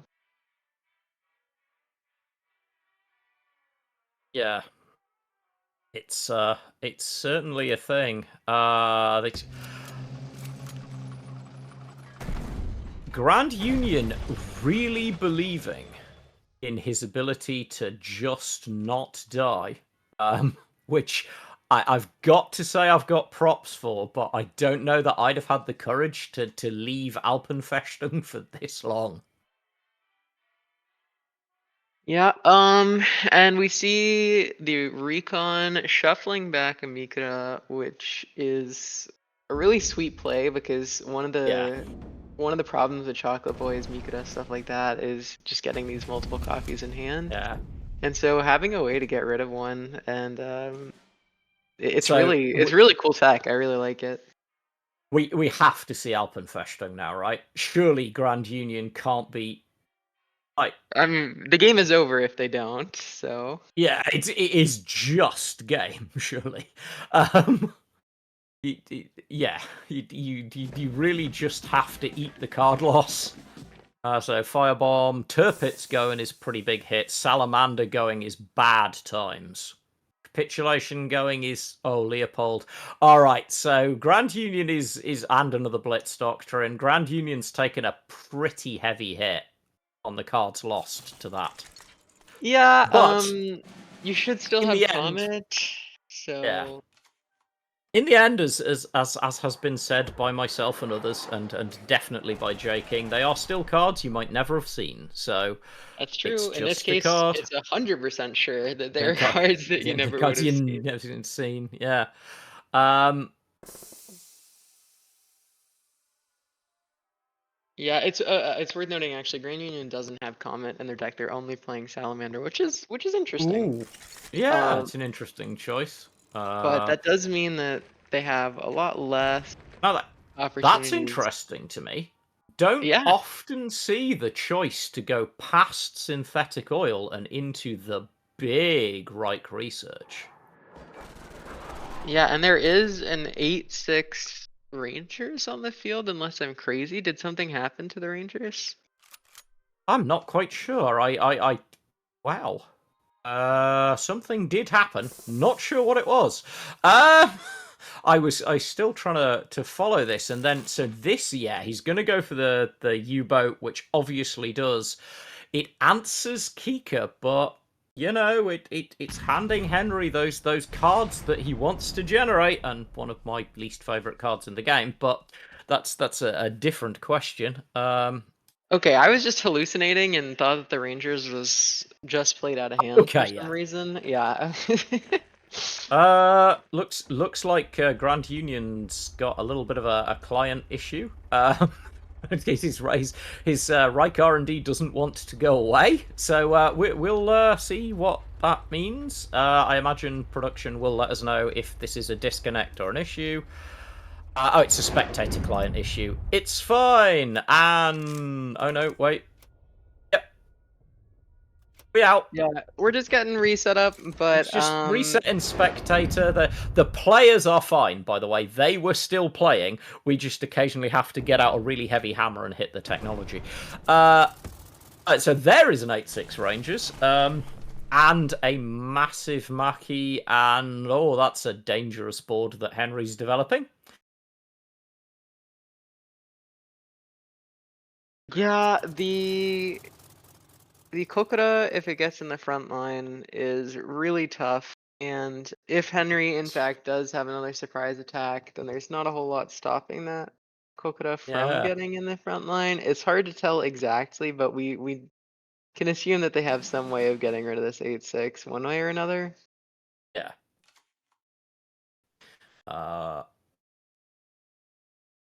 It's also just, I mean, back against the wall, you got Bismarck and Command failure, which makes sense. oh, Attacking and there it is, the colonies. burn Yeah. finish. Yep, there's the burn. Attacking the colonies has just gotten so strong with the buff. Yeah. I think it used to be like 3 defense, and now it's Yeah, like 5 defense. it's so much better now. And so another match rolled. A good win there for Henry coming back off of the initial loss, and we keep ticking away. It's quite exciting actually. These guys, I think, again are going to push us close. We're definitely in for a day full of good cards play, I think. And I'm quite interested to see what decks they come out with next. So Henry is sticking with his... Oh, we are straight up. It's Germany into Germany. So it's burn into the classic... I suppose you have to call it a classic nowadays. The very, to my case, vanilla all over ladder Germany-US ramp. Facing this burn deck, which I agree with Starry from the early commentary when talking about decks. This deck has not lost a step, it's just kind of fallen off the meta a bit, but I think as a tournament pick, it's quite an interesting choice. Yeah, the only change made to the deck was having the 1/3 FW become a 1/2. But like in Yeah. this matchup, for example, that's completely irrelevant.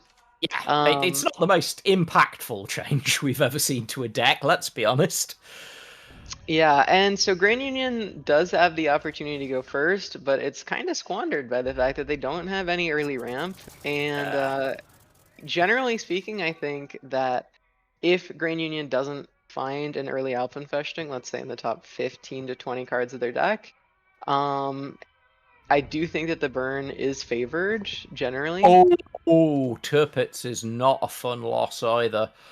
Yeah, Turbis Like, would have been a great play right there just to put them off the yeah, Marines. just so because the thing is that any good player knows how this deck plays. And you don't want to see this. So obviously you're going to hipper it. You kind of have to. Even though it is not necessarily the play you want to make, it's the play you have to make. You just delay the deck a turn. But I think this is what Gifu I still am not sold on in this deck, but we'll see if it does anything interesting in this matchup. I think it's got better use now that we're seeing more bodies, but I still am less of a fan. But I the mean, second, it's certainly a less good card than the Marines. I mean, the Marines are what carry the deck, but Gifu is a very important draw engine in a deck that can kind of struggle otherwise to get that draw going. So I definitely think that it is worth putting in the deck. I know I'm in the corner, in the minority on this one. In the decks that I've run with this successfully, I have not once run Gifu, but either way, this deck is still gonna do what it does, and right now, Grand Union needs to start finding an answer to that because those Marines will start really, really hurting you very quickly, and Grand Union is not holding a lot of great answers right now. Yeah, the Panzer 35T can become a 5/5 because you have fighter infantry tank, Yeah. but 5/5 is not 6/6. And the Rangers can get to an 8/8, but then it's so slow. And as a 4/4, once again, yes, it can take one of those down, but not quickly enough, because let's not forget that they have shock, which is one Yeah. of the most powerful defensive tools that this deck has, is that those trigger cards, those key cards, have the ability to just remove problems for free. Yeah, so you can go for the 35T here, but it feels really awkward Yeah. to attack HQ because then they just double shock attack it. But it also feels Yeah. really awkward to hit one of the Marines because then they just single shock attack it. I think it's going to feel a lot less good in a minute because I think they're just going to suppress it. I That's don't know also that I not- even I don't think I even bother trading it. You just suppress pin and get the massive damage ping. So top deck Alpenfestung or die. This is that's really often bad. what this matchup turns Yeah. into. Into two, yeah. It's this I will say. Many of the people who follow me will know this is the Germany burn deck is a deck that I'm very familiar with. I have played a lot of it, and yeah, when it runs like this, if you don't find an answer, really, yeah, Grand Union's just like, no, I'm gonna scoop. There's no point. I have no answer. Kind of valid. Yeah, Grand Union would have benefited from having a little more early ramp. They Yeah. didn't have really any early ramp, and they had the routes, which is great if your opponent has the Shibata or the Straight back to FW, it. but it's not really impactful when they open slow, and you're just sitting Nope. there like, what am I gonna do with that? So it's time to test Soviet control against Soviet mid-range. Yeah, and generally speaking, similar decks, if you have two similar decks, the one that's slightly heavier is usually gonna be the one that wins, Yeah. but they're not that similar, so I do think Yeah. that the Soviet control theoretically should be favored, especially with like the confusions. But at the same time, I'm also thinking about what kind of answers do they have to like the 5/4s, the SU-76 or Yeah. whatever. And they don't have that many good answers. No, like there is a if you can get early tempo playing this mid-range deck, you can definitely threaten the Soviet-controlled deck. However, Henry once again has landed drawing second on a deck that really wants to go first. Yeah, Grand Union does have a little bit of an awkward hand, though. All of their cards need something else Yeah. to pair with, except for the Spring Offensive. An illusion turns up to go, and if you thought your hand wasn't awkward enough, early Blitz Doctrine from Henry, I think that's a sensible play. Putting yourself in a position, you kind of have to slam illusion, even if you didn't want to, because you need something on the board. SU comes down early, but I kind of like that. Finally, Grand Union, like 4 credits in, finds one of their early game cards. Surely you have to consider just going for a Spring Offensive here, because Yeah, either your opponent trades into your illusion, which isn't great, but they're the ones spending the credits, or they yeah, don't, and you have the confusion against their 5/4 in the front line. yeah. Like, I think that there's a world where you can go for something a bit more greedy. Yeah, that was a remarkably conservative play on a deck that could have just gone for the greed, as you say there. Be interesting to see how it plays out. Get some heal, obviously. You can get 5 HQ defense and then use confusion, which will remove a good chunk of damage to HQ. So in effect, that did save what 5, 6, 7, 8 plus the heal, 13 HQ damage, kind of. Yeah, and it looks like Henry's gonna go for was considering contest auction into grief, which Yeah, is reasonable. Colm I do like though, because it's just like sure. Graith kind of does give you that 0 op cost, which doesn't hurt. Corson comes down. Good trade into the illusion. You just want it out of the way before it can proc anything even more annoying than the tank. Not that the tank isn't annoying enough. It certainly is, especially without the deployment effect. Yeah, because it's now a 5/4 body with no drawback. I think the smart move is to kill the card draw here. I know everyone likes to end Greif really quickly, but I find that card draw way more threatening. Well, normally when your opponent is playing Greif, they're playing Germany, which has a lot of blitz tanks. Soviet doesn't have access to the blitz tank, so you have a good opportunity to wait a turn and find some other answer for the Greif. So Spring Offensive works quite nicely. Cobra comes down. That's kind of cool. Would you just trade and push frontline here? I probably wouldn't push frontline just because you have like confusion and. That's true. Yeah, I know. Obviously, you can get the 845th down. Yeah, which is more credit efficient. Trades super nicely into like everything. So. Yeah. So it's not much that it's too worried about trading to. Thinking about Guards Naval here, could get you an SU. Sickle. I guess seeing if you could get a second Sickle to answer that 5-2, but you don't. SU-85's nice, but only if you can get board presence with tanks. So I do think Guards Naval becomes the play here.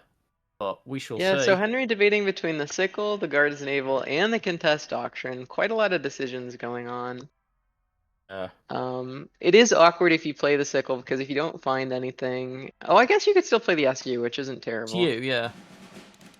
But goes Contest Doctrine in the end. Gonna go fishing, see what we can find, and find the Panzer IV. Yeah, the big old fight tank, which everyone loves to see. It is probably the best thing to find off of Contest Doctrine. It is such a strong tool.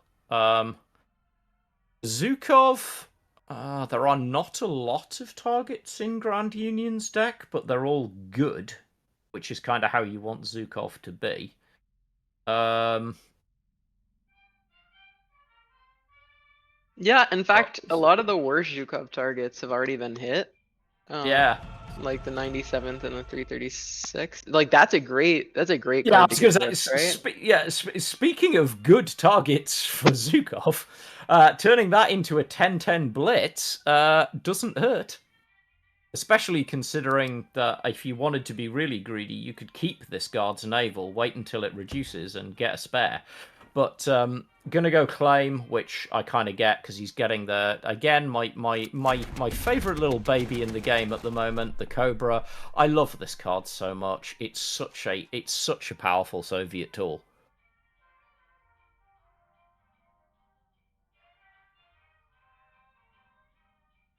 I mean, the guard is still there. Is Henry going to go looking for... I guess you can just remove the SU, right?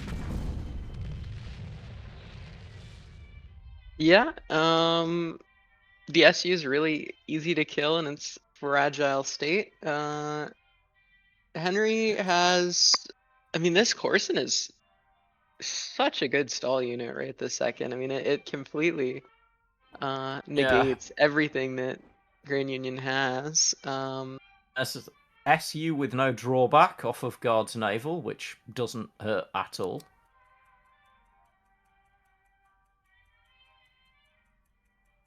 I don't know. There's part of me that'd be tempted. Yeah, there's part of me that would have been tempted to suppress before I did that, but I can see why you wouldn't. Confusion could be kind of a good answer to the guard here. For sure. Yeah, confusion's really nice. Strategic focus is also like something that's in the air. Right this turn probably doesn't make sense, but you could definitely wait a turn on. I mean, there's definitely some value for confusion into this deck in general. Yeah, yeah, that's true. It's probably one of the best case confusion matchups you can get, and I love confusion as a card. It's probably my oh man, it's got to be like top 3 favorite Soviet cards. Might even be my top 1 favorite Soviet card. I just love it so much. I mean, it's fair. It's a thinking player's card, which does not surprise me at all as being one of your favorites. But it is definitely ideal. Yeah, super happy to have it back in the card pool. I think it's not very strong right now with how much ramp and all that stuff is going around. So I'm honestly surprised by Grand Union's inclusion of the card, but I do really, really enjoy it. Yeah. And Henry's Sky Baron tech coming in potentially useful, but at the same time, Grand Union does have another Cobra in hand. Yep. It's, mobile defense is just a smart play here. Just make sure that you've got some protection. But there's it's certainly looking difficult for Henry right now. Now. So Grand Union is definitely in one of those places where unless Henry finds a way to really change the face of the game, it's not a case of if you win, it's a case of when you win. Yeah, I think what Henry really needs here is a guard, because I'm looking at Grand Union's hand, and if you had a large guard, I know it all may becomes feel really awkward. Yeah, well, I know it may feel. Go ahead. I was going to say, it may feel tremendously wasteful, but I almost like the sheer flex and pressure of just strat focusing here. I wouldn't do that just because the 3/2s die on the next turn. I suppose, yeah, and you can eat the... Yeah, they do, and you can eat the damage to HQ. If you're going to trade, surely you want to trade out the thing that's actually going to stick? Yeah. I suppose it saves you 3 damage to HQ, but that sticks on board. Big push up the 10-10 blitz, which we did call out earlier, was gonna be a thing to deal with. However, yeah, Henry, it's not looking super great. You have the SU to get some HQ defense, but you can go like Feldhahada into SU. Does that really do anything? Not really. I mean, you can then attack with the tank that gains you 3 HQ defense.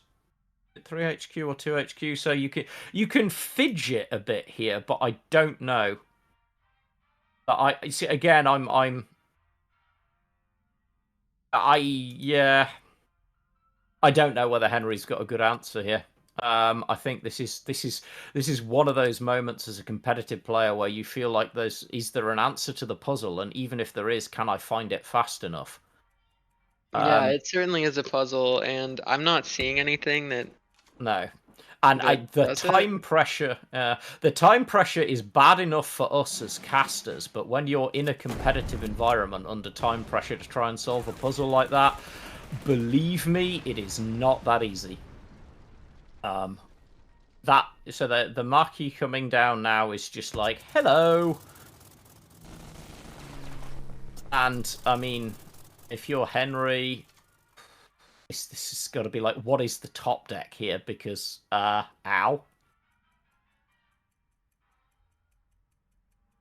Yeah, I don't think that there's an out this time because No. the Nope. fight tank unfortunately gets the buff after it has its fight ability, because the deployment effects actually happen like almost before the card is even on the battlefield, and then contest auction says Yeah. after you play it, it gets +1/+1. So, one more time, ladies and gentlemen, we are going to the final match. Big full set. So Henry now is back on his Soviet Germany, and Grand Union is back on his US. So big, heavy-hitting decks. That mid-range feel from Henry's deck into this, starting as we were noting in the previous commentary, to lean much more mid-range US build. We're going to see a lot of units smashing into each other here, I think. And I'm not sure I would even want to pick a winner between these two.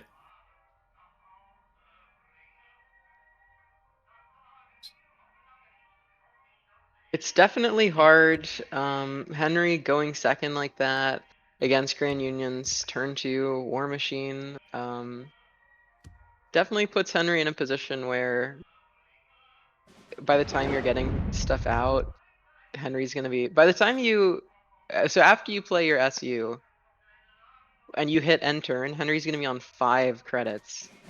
Yeah. So it's really hard. This is certainly going to be interesting. So, bit of early ramp, which, you know, you're always happy to see, and a very early Rangers. Yeah, but what are you gonna do about it? None Yeah, of your tanks have blitz, and yeah, I like that early Rangers quite a lot, because you are looking at it going, I know your deck doesn't have a lot of blitz options. I'm just gonna put the pressure on early, which is something this US deck doesn't normally worry too much about doing.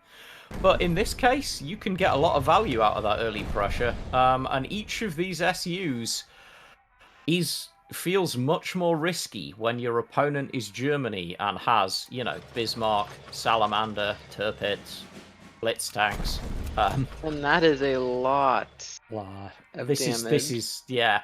I don't know that Henry's beyond going, okay, crap. This went south very quickly. That almost felt like old school German mid-range speed. Like it's just ripped down to 7 HQ defense left, and Henry once again scrabbling for outs. And I think that the point, the lesson that can be learned here is that, yeah, having these units are flexible. Units can be removable, units can be aggressive. And so having a couple more units, like actual good units, like 5th Rangers, really, really makes a difference with this Germany deck. Yeah, because outside of it, it's the much earlier versions of it did feel like eventually they were gonna suffer from just a lack of bodies. I know you and I have kind of talked about this before. It's been a weird deck to watch evolving, and it's starting to lean further and further back into being more mid-rangey. That was beautifully played. just counter that HQ defense gain and say, all right, you found one answer, now find another one. Yeah, and Meanwhile, the Henry's like, 336 cannot yet put down the beautiful 9-9. no, Um, just not quite there. Needs one more card draw. Henry's not entirely out of it yet, though. No. If Henry can And answer this 3-4, then they would take 5, but that would be Grand Union's entire next turn.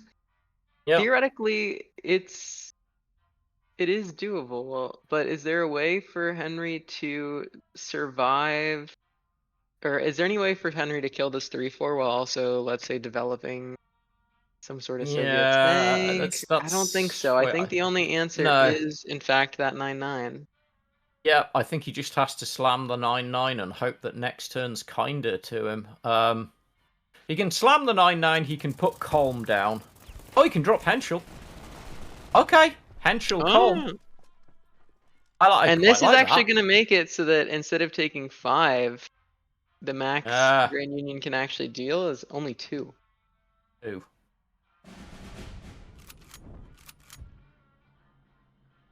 That's kind of interesting. Do you just throw your Arado directly into that Henschel and just get rid of it?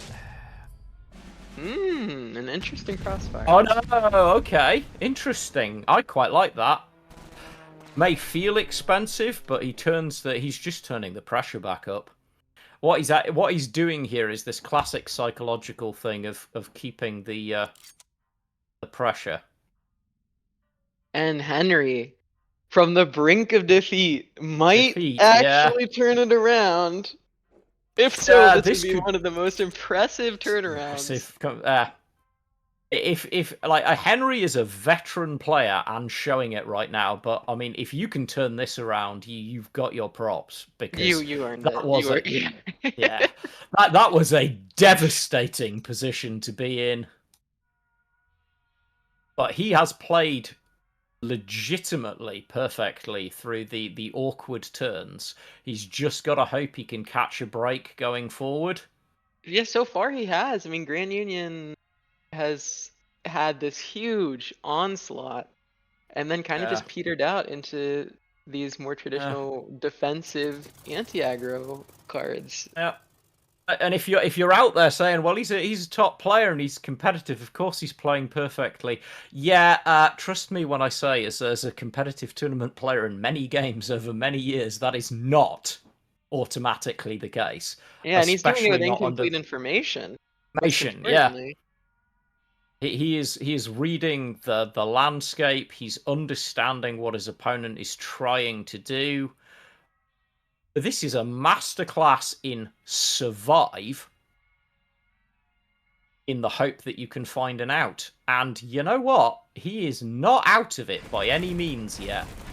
No, and if you can get down some sort of Soviet tank, then all of a sudden, the very next turn, you're going to start gaining back your HQ defense.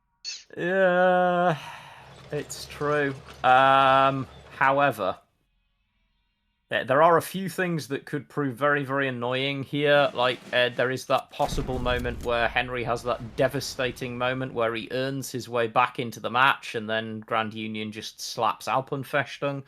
But that will be a while from now if we see it. For right now, Henry is actually legitimately... in a lead, maybe. Yeah.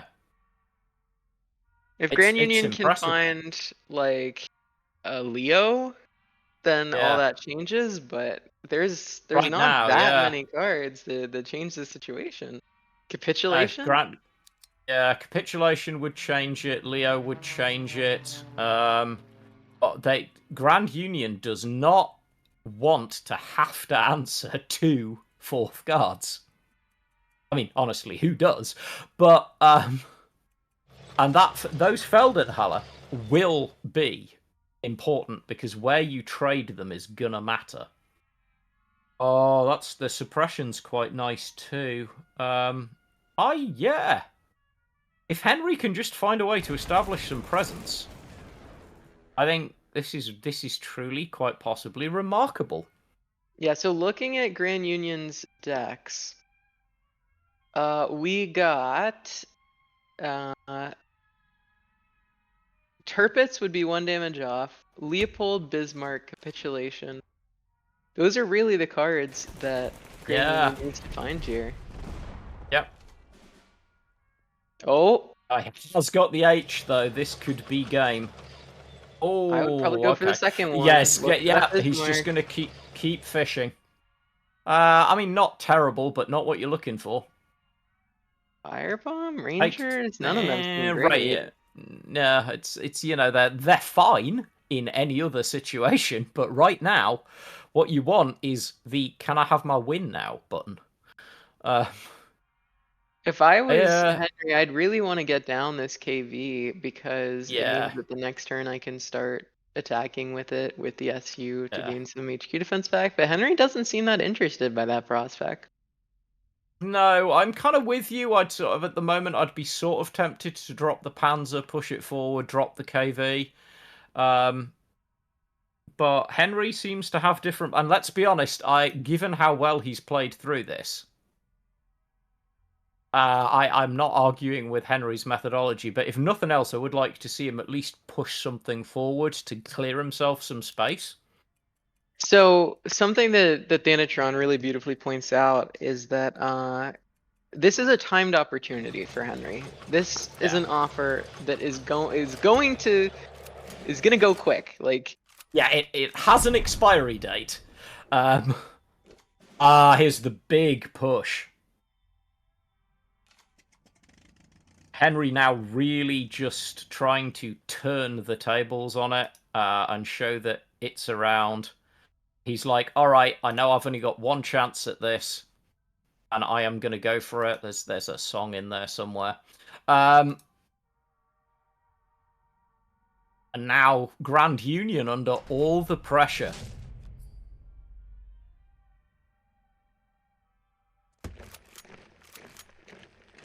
Got to trade these big guards. Has to get rid of them.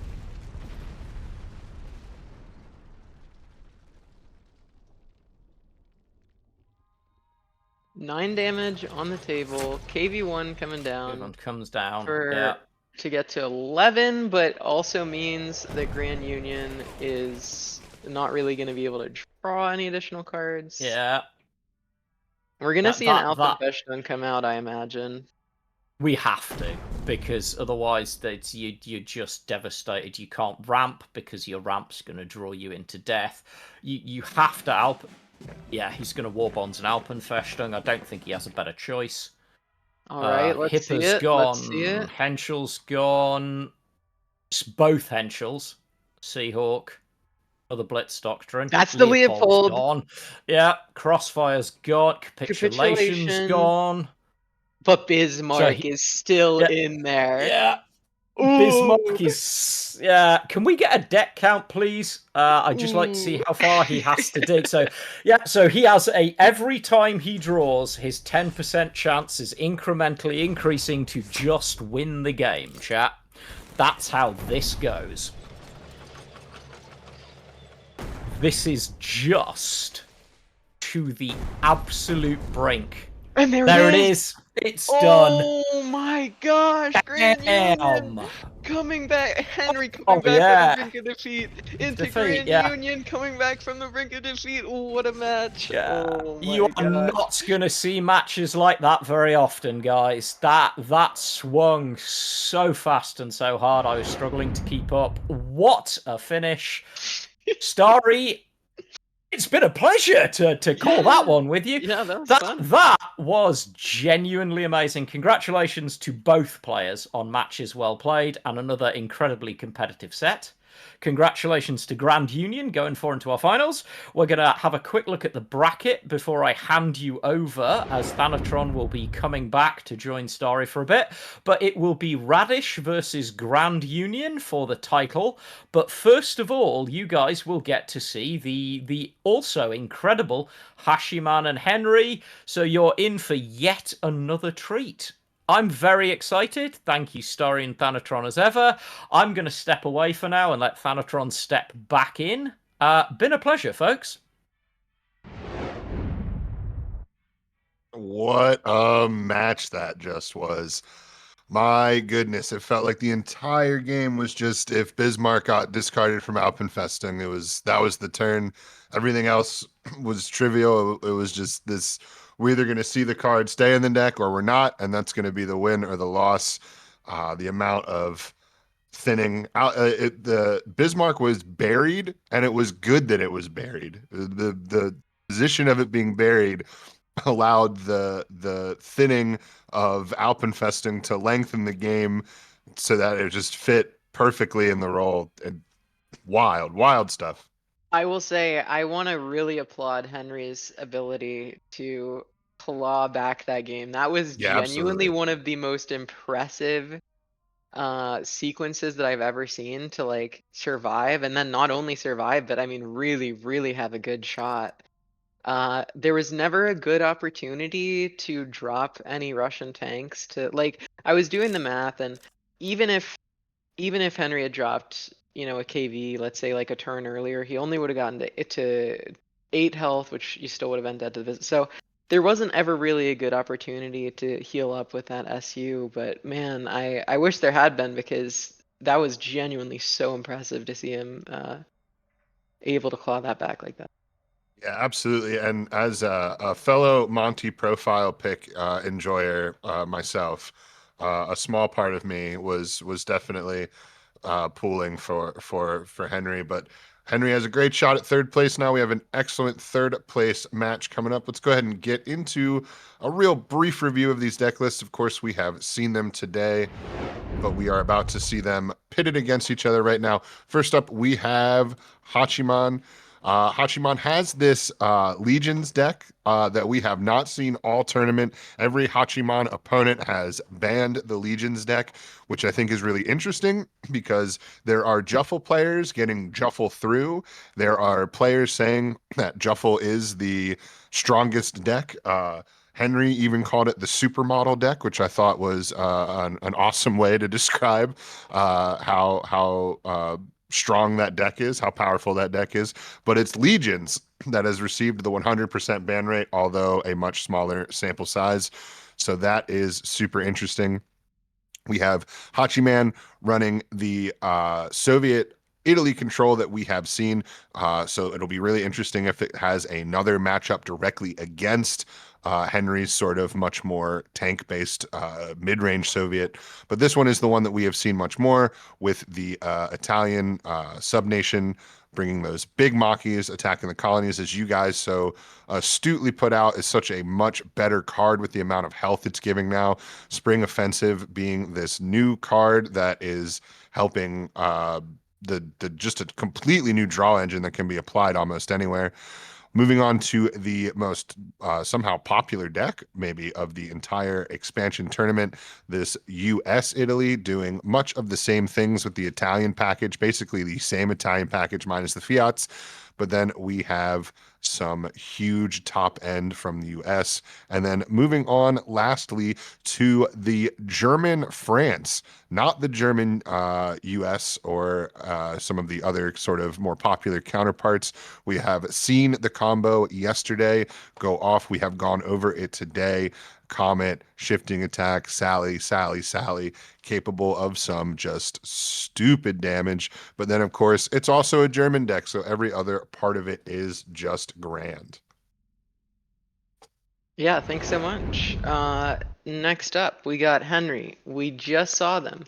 They're playing that beautiful Japan, Italy control mid-range list that they seem to have brewed up themselves, as well as another homebrew Soviet Germany mid-range list, which is really cool, and we just saw it do its thing. And then we get a US Italy control list, playing a lot more one-ofs than normal, but seems to be working pretty well. And then the Germany Japan naval burn list. So let's take a look at what each players have banned. Once again, no So one wants to see Legions. Apparently, Legions is terrifying to this meta. Nobody wants that. They don't want that energy. yeah, it's so funny because like we only saw one, maybe two copies of Legions, and to see it banned like that, I mean, it's you'd think if it was good enough to get banned that it'd also be good enough to bring, but um, yeah, I don't know. What do you think about Legions? Because again, nothing has really been lost from the deck. Why do you think it's not as popular? I have no idea. I don't see Legions on ladder hardly ever. I've never been a Legions enjoyer myself, so I have not played it to sort of test it in this current meta. I don't know that I have a great idea of how it is right now.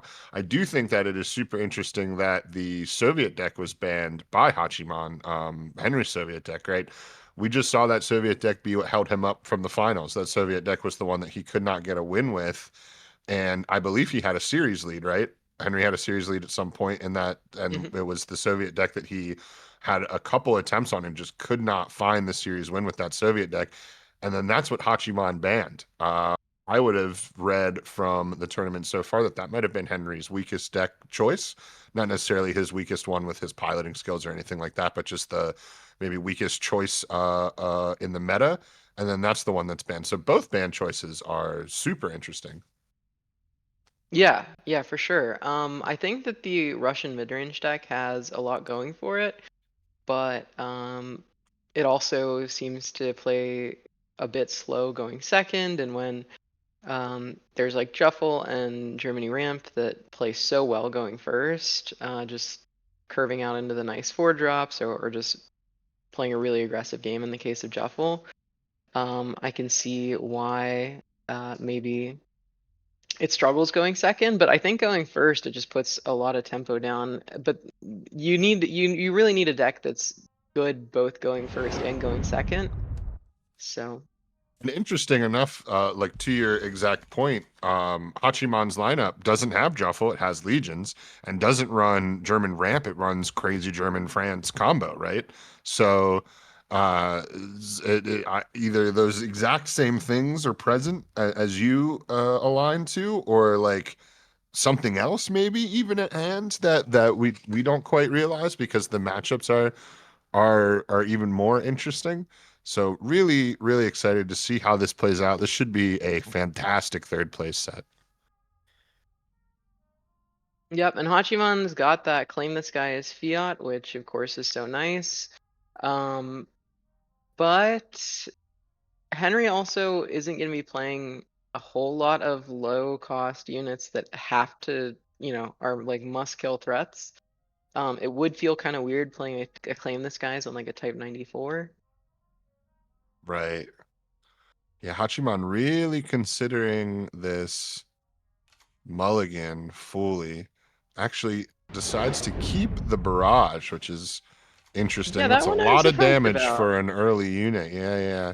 But it is, very comfortable to hold it, knowing, Henry is playing the biggest Japanese deck that we have seen in the tournament, considering we aren't really allowed to see Legions, and this one has this sort of control top end with things like Kokura and Kika. So maybe you'll get him out of a bind. Oh, and we already see a possible guards naval Ilyushin combo play once again. Yeah, Gonna although of course if the Ilyushin dies before the guard's naval, then it is going to be a little weak, but you can, it's still not bad because you still have the second Ilyushin. It definitely is not totally only that, but playable.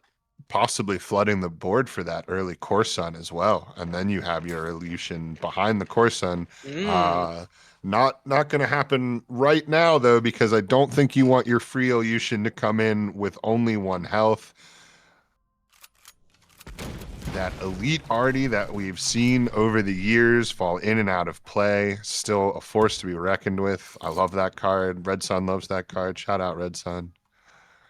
Yeah, it's a really cool card. I wish that it had like one more defense or something, because it just Yeah, come dying on. to the 15th cavalry is always so awkward. But yeah, I mean, it draws. It's an artillery. It has a good passive effect, so I can't complain that much. And an early dagger. Henry is going to have some bigger stuff that it might be worth those daggers falling a little bit more, but the tempo play is the tempo play, and Hachiman takes it.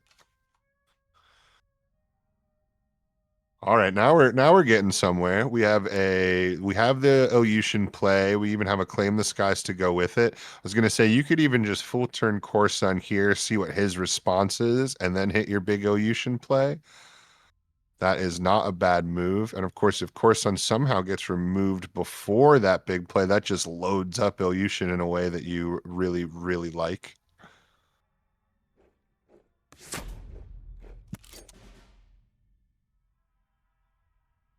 Yeah, perhaps going with that thinking entirely. The pin is interesting. Maybe just a deck thinning and hand control for himself sort of thing. Oh, of course. I'm sorry. I didn't see the surprise attack. So yeah, really easy kill there. But yeah, like I said, now Ilyushin's just locked and loaded.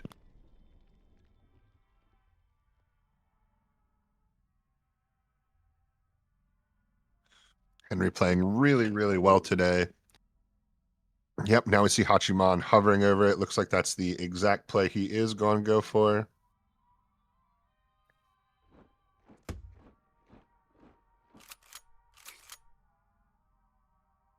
And maybe considering the barrage. Spend some credits from next turn. I'm not worried about this 0 anymore. Yeah, and the Ilyushin. Now, the Ilyushin is not going to be super easy to kill for Henry, and it's highly likely that Hachiman is going to be able to push the front line and find some way to get some additional value out of it. So, Yeah, and another interesting interaction here is that Zukov causing the buff on Guard's Naval to four attack, which then ties it with Ilyushin, which then blocks the dagger play. yep. Yeah, it's really nice. It means that you're not able to kill that illusion to get it down before the the infantry dies. Attack in the colonies. Shouldn't the attack in the colonies go towards the illusion here? Yeah, that's very interesting. I would think that the plane, right, with its range, you'd want to definitely kill, but then you have to deal with the Corson right away. So perhaps Mm. just trying to put the Corson off, but I mean, it's coming out eventually. Yeah, that is true. I forgot to consider that one. KV1 was honestly like a pretty safe play, but at the same time, it isn't a bad thing to just get out the second illusion and Yeah, double attack. Eushin once again blocking the dagger play, threatening a triple Corson day as well. Another hallucination medal. I'm gonna get in trouble for spoiler alerting the hidden medals. I'm gonna get a I'm gonna get a call from 1939. And this is really awkward for Henry. You can Maki trade. Now you have like a guard that you have to deal with, or you can go face. But 26 is a pretty hefty life total to contend with. Right, and this is if we're gonna play a race, Hachiman certainly ahead. Yeah, ahead both in rate, 8 for 5, Command as failure well gonna as be brilliant. I'm sorry, go ahead. yeah. Command failure is in fact very brilliant, but brilliant enough. That's the Oh, oh, we forgot that Guards Naval died since the course, and I forgot. Sorry. oh. So that's two Guards Naval now, which is a much lighter load to bear. No guard, much smaller body. We don't care about that. Nearly the same. What a turn for Henry. 10 health though with the Cobras coming. No extra credits off of spring offensive. Um, then again, I'm not sure what you'd really use them for other than playing the other spring offensive. This is kind of awkward. I think I'd probably just double push and play a spring offensive. Ooh, Ooh, that is another big card on these little Cobra turns. Right now we have two little Cobras that are both going to deal 4, but we need 10. If only if if Henry's able to block these two infantry from the front line from hitting in any sort of capacity, which it looks like he will, then that extra damage on those Cobras could loom large. But now, even more health. Henry Henry's saying, "Let's go, let's race. I'm ready."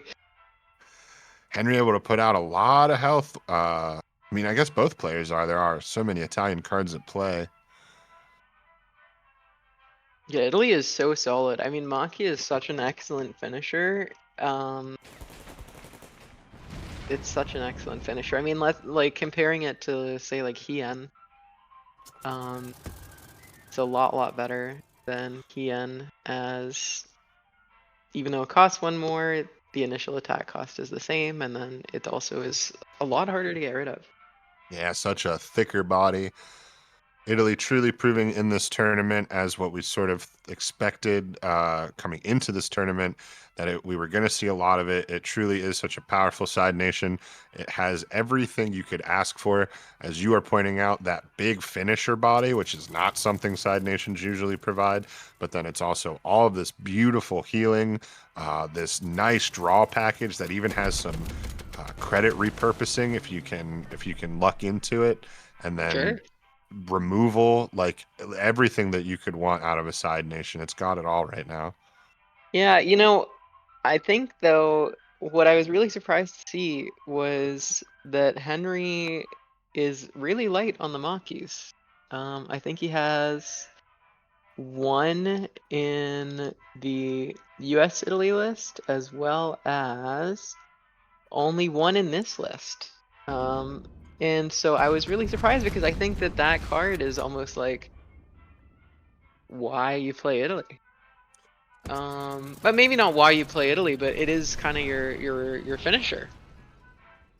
Yeah, perhaps thinking that, two finishers is overkill. If it's a late game deck, you're very likely to draw your finisher. And if it is truly a finisher, you should only need one of them. I'm not saying that that is how I would think about it, but if I was trying to make up a logic for that line of thinking, that's kind of where I might lean to. And I don't think that that's nonsense by any means. But yeah, I'm with you. If it's good, as you said earlier, if it's good enough to take, it's good enough to take twice. That's not what you said. You said something similar about taking. If it's good enough to ban, it's good enough to take, right? So similar logic, I guess.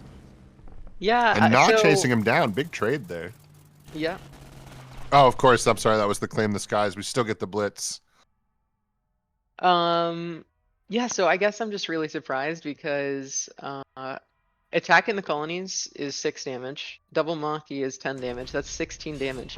I've had so many games when playing like Soviet Italy or some other Italy control list, even Germany Italy. Even Germany Italy, both control and aggro variants. I feel like I've had so many games where uh you can just burn your opponent for 8, 11, 13.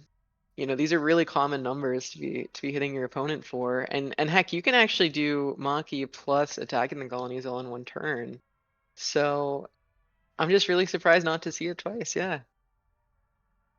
An interesting turn here. Do we consider the attack in the colonies right into naval? Yeah, for the kill. Only 2 damage there, so it does not feel great, but you do what you got to do. Really need to take control of this Oh, what a board. big draw. That's a huge draw. That draw saves Henry. 4 damage from 2 different planes. The guard, That super 97th handy. rifles is not going to be the answer. So the question is, are you going to try and prevent Henry from getting in the front line with the Kokura?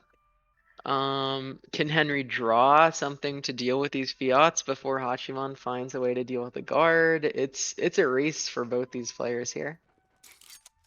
And we'll throw that down just because, and then I think we're going to pass 11 here. Yeah, I mean, what else are you gonna do? You need to keep those 2/3s around just in case you find an answer to the guard. Yeah, it's not Um, not worth generating 4 health for yourself and a card for them just to clear the guard when you have no more reach on the board after that. mhm. Yeah, you could push up the 4/4, but then they can trade it off with the Kokura and then what? I guess Yeah. like What a start to a third place match. Both players really in the thick of it here. Yeah, we're punting 11.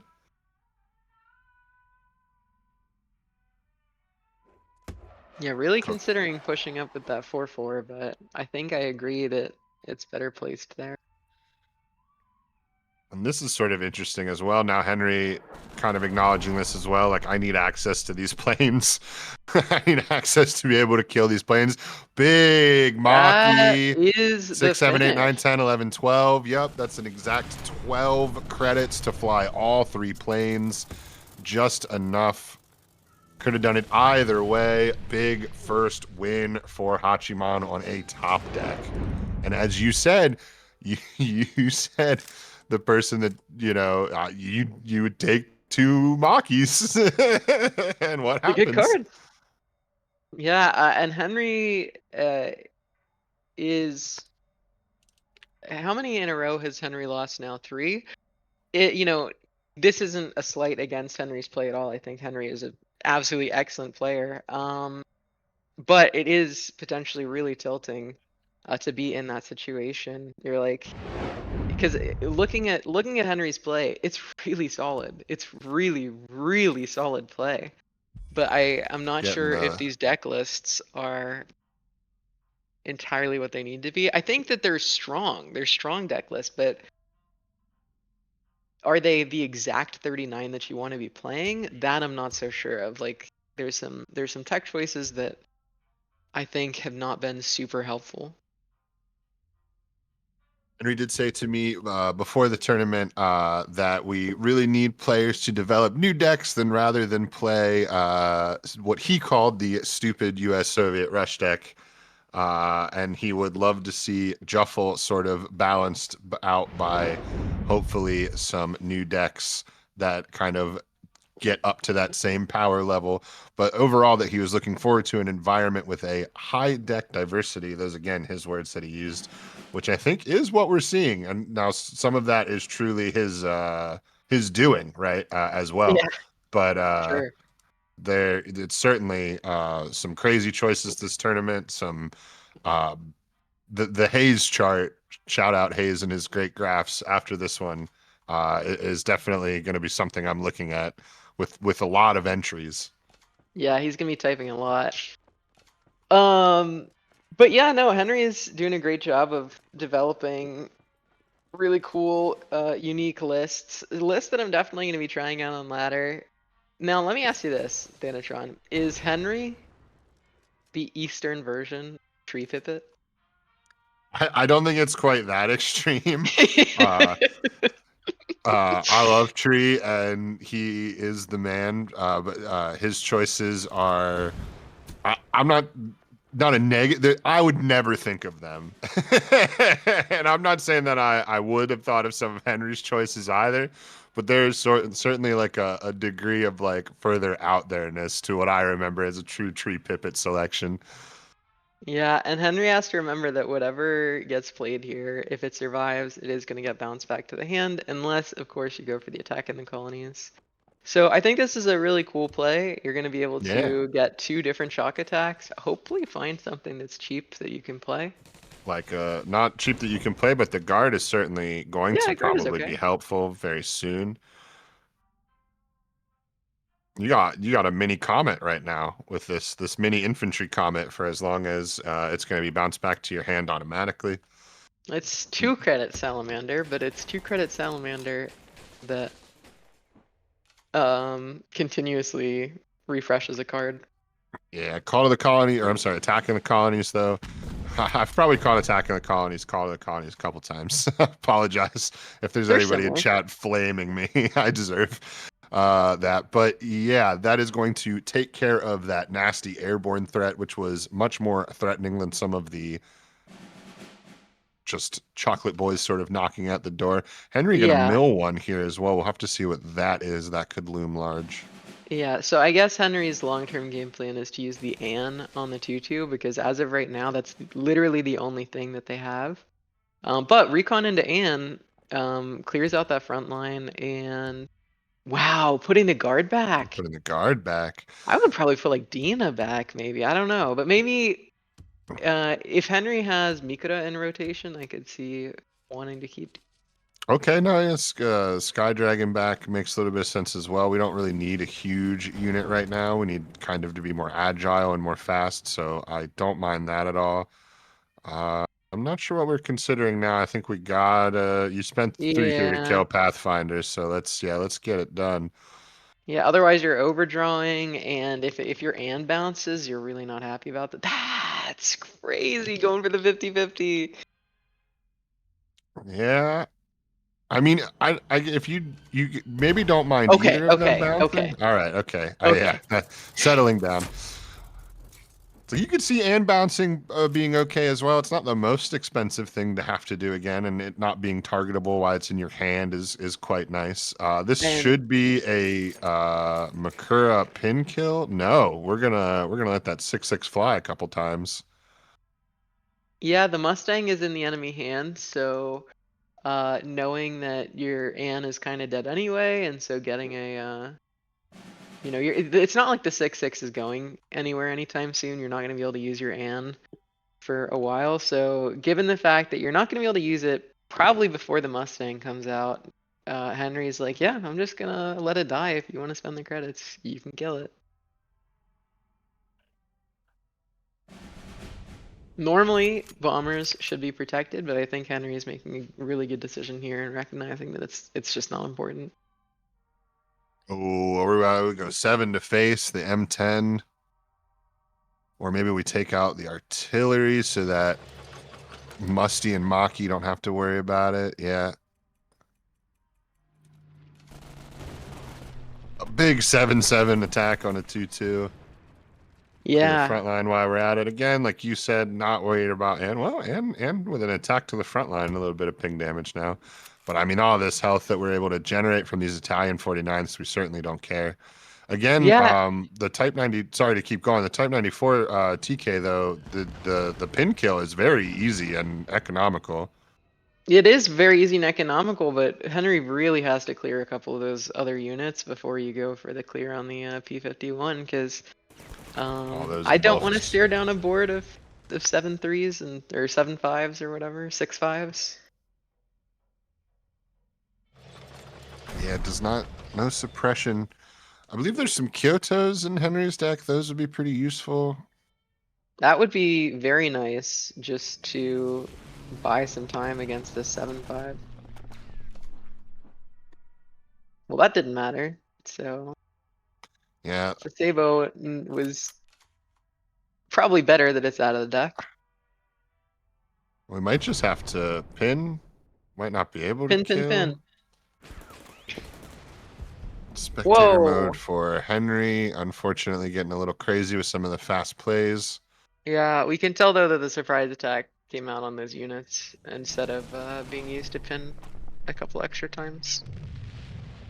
We'll see Oh, if and we there can get comes the. that Maki in for the kill. Yeah, no need to flip the camera around after all. That is going to finish that one for Hachiman. So now Henry pressed again with just a chain of losses. What deck do you think he goes to now, fully pressed against the wall here? That is so hard.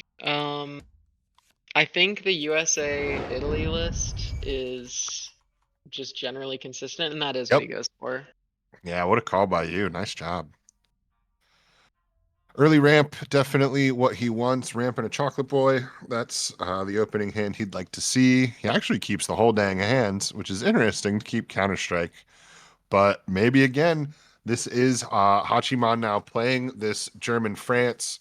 We have talked much about the silly combo potential that this has to put out massive damage in no time flat. So things like Counter-Strike in the back pocket might be huge. Counter-Strike is genuinely potentially game-ending in this matchup. However, there's also, I'm sure, a lot of opportunities where it does next to nothing. Then again, I suppose the Hachiman doesn't have that many units that you'd want to you'd really want to eat a counter strike. Considers taking out the block. We're just going to go a little wide, take our damage reduction.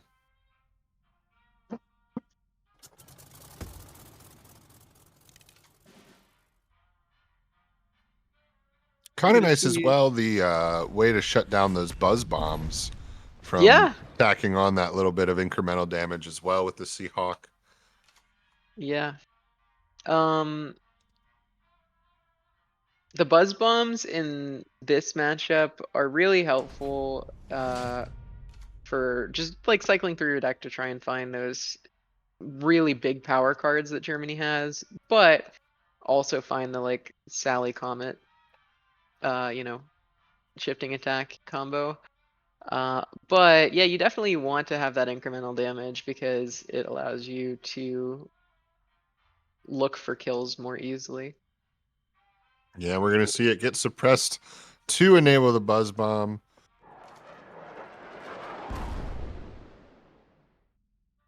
Are we gonna see a synthetic research next turn?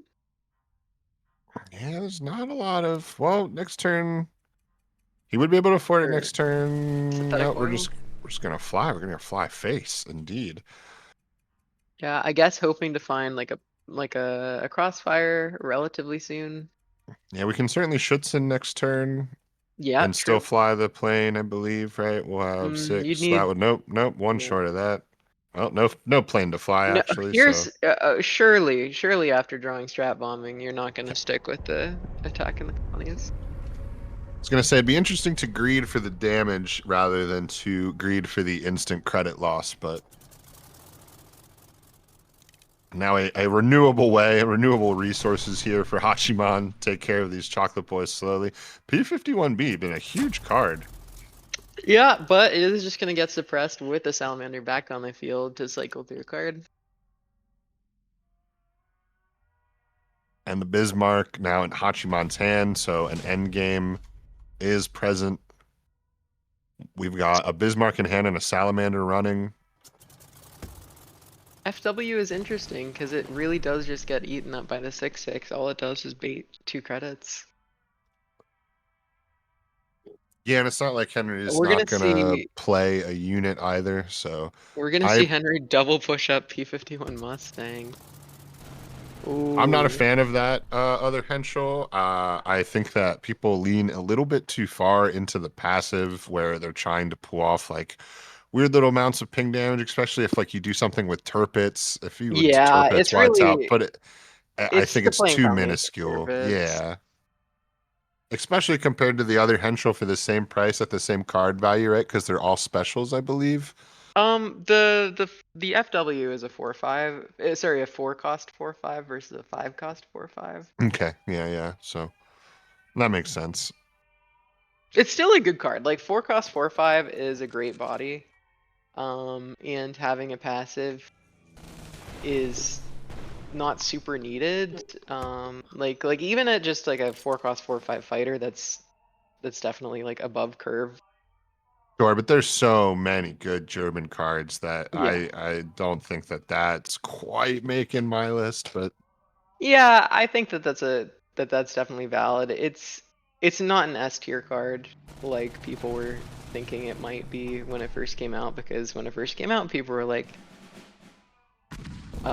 not prepared for it and were taking a lot of face damage, but I think it's more like a B tier card. A minus tier maybe. B plus.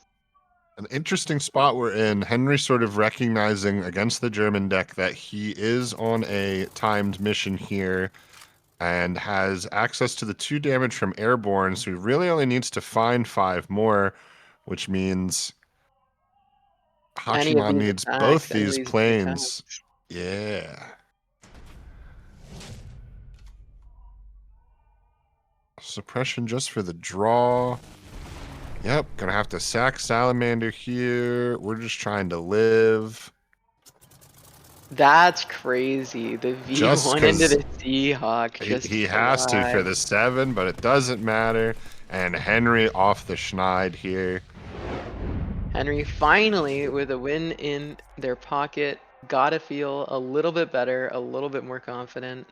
And Yeah. Hachiman is stuck on this Germany deck, so the question will be, how good is this Germany deck, right? Like, it's the only copy in the tournament aside from Hachiman's practice partner, Sifs, who, regardless, one of the two Germany decks is going to get through, right? So it's not really, doesn't really say much about the deck itself. So we're gonna see if Hachiman, if this German deck really pays off. Interesting opening hands here. We're going to see Hachiman send a lot of that back. I would imagine Henry with a full mulligan himself. Henry now playing, the true German burn deck, saying, German has a lot of ways to burn, especially even when Italy is present as a side nation. There's a lot of ways to put out some burn, but the original way, I guess not original, but the last expansion way, we're just going right for it with this naval deck. So here's what I notice. Henry's deck is faster. Henry's deck theoretically should get the burn kill faster. However, I'm also looking at two decks that could be classified as burn decks, one more than the other, but two functionally burn decks that are looking to burn out the opponent. And one of those decks has heal and the other one doesn't. So I could see a world where this goes either way. What do you think about this match?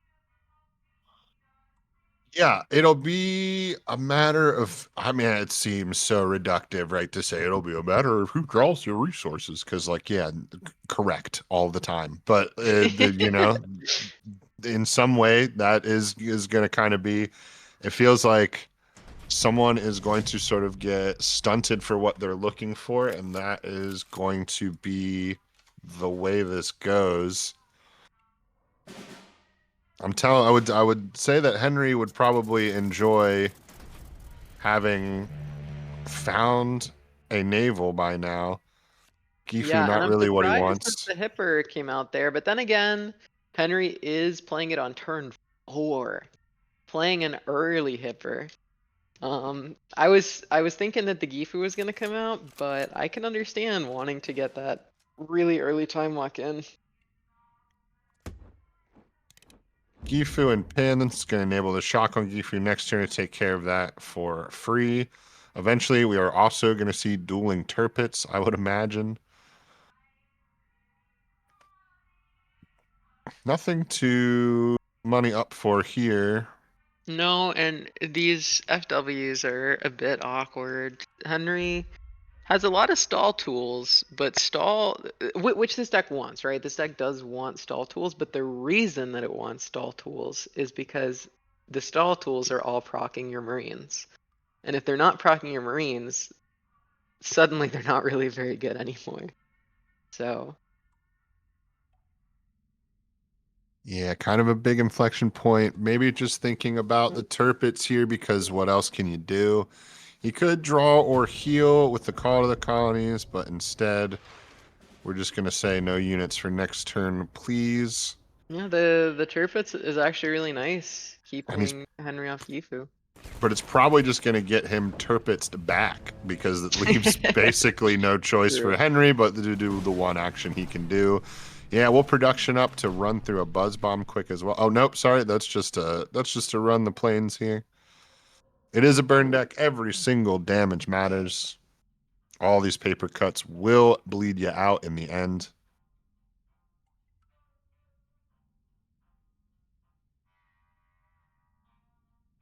Both players now sort of. This is a fight, a paper cut fight right now. Absolutely, kind of dirtily. Hachiman has the ability to go for the Henschel into the Gifu, but instead just deciding, I'll wait. I'm chill. Maybe Henry actually pushes up, in which case Hachiman can go for trade the Bergman into the Schutzen. He probably doesn't want to move Gifu up. That is a mostly defensive tool to keep his more important stuff alive, and he is very cognizant of the Schützens on the other team. I would assume Hachiman is waiting out. Ooh, Whoa. both Henschels now. Maybe he lets one go now. Definitely felt like he was waiting to see a Naval Marines before he threw one down, as that is a very quick solution to your burn engine. But Did now Henry with his other disconnect one, there? Because passing that quickly on 7 credits really surprises me. Even just playing like the Buzz Bomb, for example. yeah, possibly true. Playing a Sasebo, playing the Buzz Bomb. I'm surprised that, like, okay, sure, maybe you're worried about like uh, maybe you misread the opponent's deck list and are worried about a countermeasure. I don't know. I kind of doubt that. Yeah, I feel like there's some sort of something going on there because that would really surprise me. Yeah, right in the thick of this game, and you can see the Henschel floating and the hand strange as well. We will try to get this worked out as soon as possible.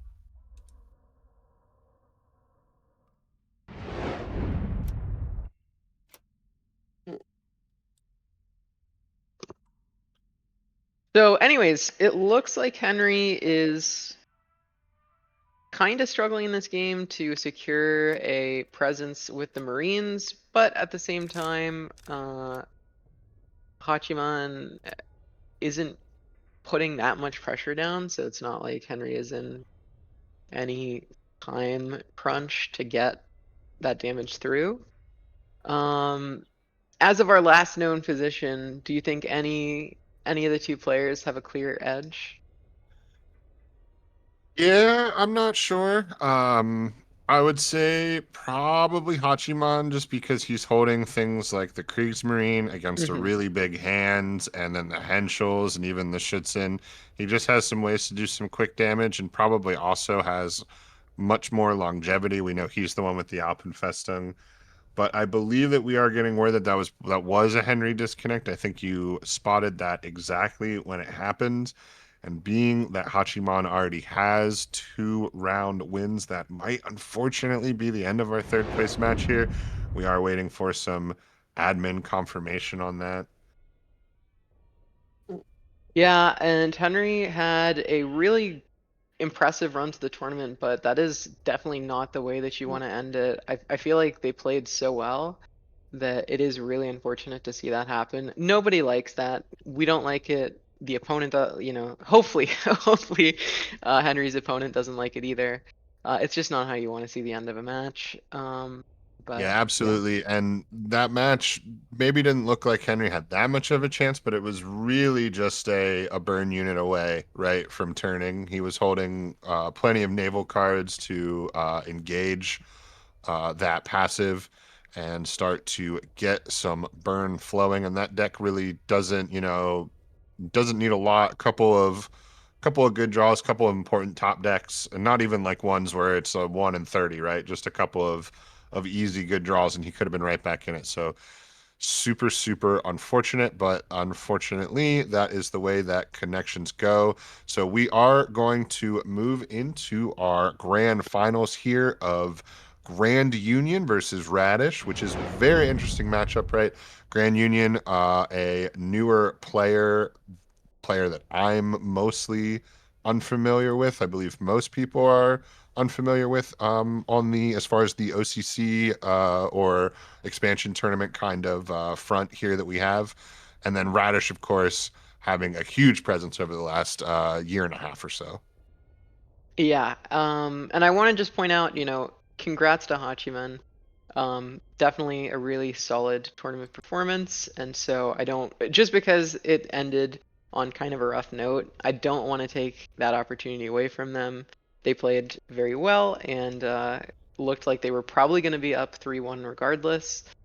So congrats to them, and I'm really looking forward to getting into this battle between Radish and Grand Union to take home first place.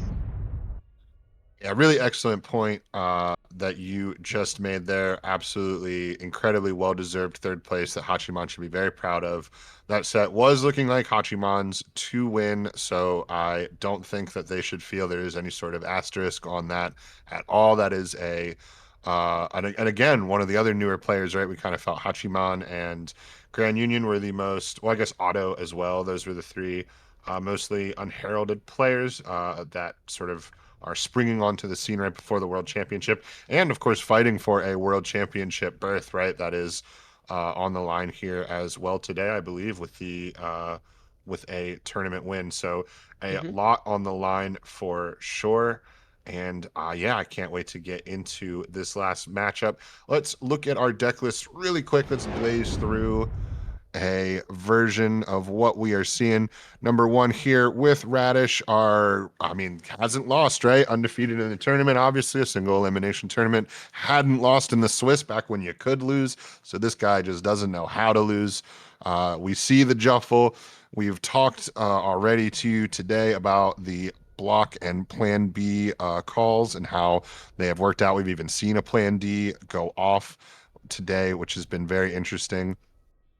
Moving on to a, I believe this is the covert deck. Correct, right? This is the, yep, with the Showgate attachments and the BTNs. So this is that covert deck that is trying to get these covert units out that you cannot deal with very effectively with your orders, and then flipping them for big buffs. US Italy, which basically needs no introduction at this point in the tournament. And then, of course, our only Finland side nation entry, the Jerfin Hines, which we have gotten to see both be banned but also be played and played well. Thank you so much for taking us through that. We haven't really gotten to see the Germany Heinz list in action, but I would love to see it. Grand Union also coming in with a Juffle list, also with that Plan D. I'm glad that we got to see both modes of it be used in this tournament. So super, super cool tech. Then we got the Soviet Italy air control list. This one has got 2 Makis in it, and has a pretty strong burn endgame with the Makis plus the attack in the colonies. Then we have the buffs list, the diabolical buffs list. Came in yesterday with a turn 6 kill through double Seahawk or something like that. It was absolutely ridiculous. And then finally, the one copy in our top 4 of the Germany list, the Germany US ramp. And this one is honestly really standard. The only thing that I see that might be a little different is the copy of Hipper. But other than that, it's pretty much the exact cards that everybody else is playing. There's also 2 Panzergrens and only, sorry, 2 20th Panzergrens, the 5 cost one, and only 1 6 cost Panzergrens. But anyways, I would still call this an incredibly standard build. 1 Firebomb as well. But yeah, I think we're gonna have an excellent match for us, and I really don't want to see Radish's Germany list banned. Let's go. We are going to theoretically at least see that Germany Finn Hein. Have we truly not seen it yet? Why do I feel like we've seen it? I guess just maybe some of the other tank decks that were Soviet, the like Soviet mid-range tank deck. Maybe it's just occupying tank deck in my brain. Maybe it did happen at a point that I looked away, but at least I did not get to cover the Germany Finland Heinz deck yesterday, so definitely looking forward to seeing that. I think it's strong. I've been playing Heinz occasionally over the past like month and a half, and it's always been like, this is a very strong thing that I can do. Is it the strongest thing that Germany could be doing? By a slight margin, no. Like there's slightly better Germany decks, cough Germany US, but generally speaking, I think it's a very strong and definitely viable deck. So Yeah, super interesting as well. To speak of Henry from moments ago, Henry actually with an impressive showing in the Swiss, he also brought a Jurfin list, but it wasn't Jurfin Heinz. It was actually a Jurfin discard. And you Ooh. wonder with the amount of control that is present in this tournament, how devastating a Jurfin discard could have been. Especially when you have access to the Molotov cocktails as being that extremely cheap two-cost discard. I think that would have been super interesting as a call choice in this tournament. I'm almost a little bummed that we did not get to see that, but seeing Jurfin as we are now seeing live as we speak, that lot of Spard sticking out at us. Yeah, we definitely saw Strummy. I remember me and Bear going over Strummy, so we did get to see this deck once, but a pleasure to see it again. Yeah. Super cool. I love to see the inclusion of Fokker. Um, really, that's like that is, I guess, the only Finland card that got added, right? I mean, or maybe did they get a standard as well? Either way, that's the Finland card that people are talking about. That's the whole reason that people have been considering Britain, Finland Air. I think, didn't you talk to somebody yesterday that said that it was, or you talked to one of the competitors earlier that said that it just wasn't quite strong enough?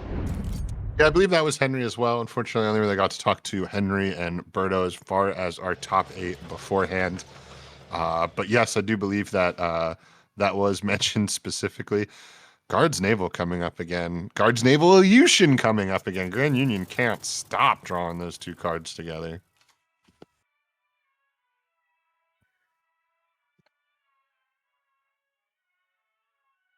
Yep. The two Fokkers, though, is a little strange when you're considering that this is in fact a tank deck. When I say strange, I don't mean that it's strange that they're in the list, but it is kind of strange that there's at least as many planes as there are non-plane Right. units in Radish's hand. I'm not saying I think it's a bad play. I think it's just ironic that they showed up that early. And of course, going into Soviet, basically the worst matchup for that because the sickles are obviously going to be a huge play. Hmm. Yeah, and I would think that if you're Radish, you really want to save this shock for something a little bit better than a 1-2. Um, but Sturmy Grand having a big Union, presence. Sorry, go yes, ahead. yeah, no, now that I think of it, now that I'm looking a little bit more closely, uh, there's not a lot that Grand Union is gonna love doing right here. Maybe the guards into Ilyushin. Oh, Corson. Okay. Yeah, just drop the guard. That makes sense too. Every time I say Sturmy, it just sounds like a 1939 employee instead of a tank. Just another Discord name.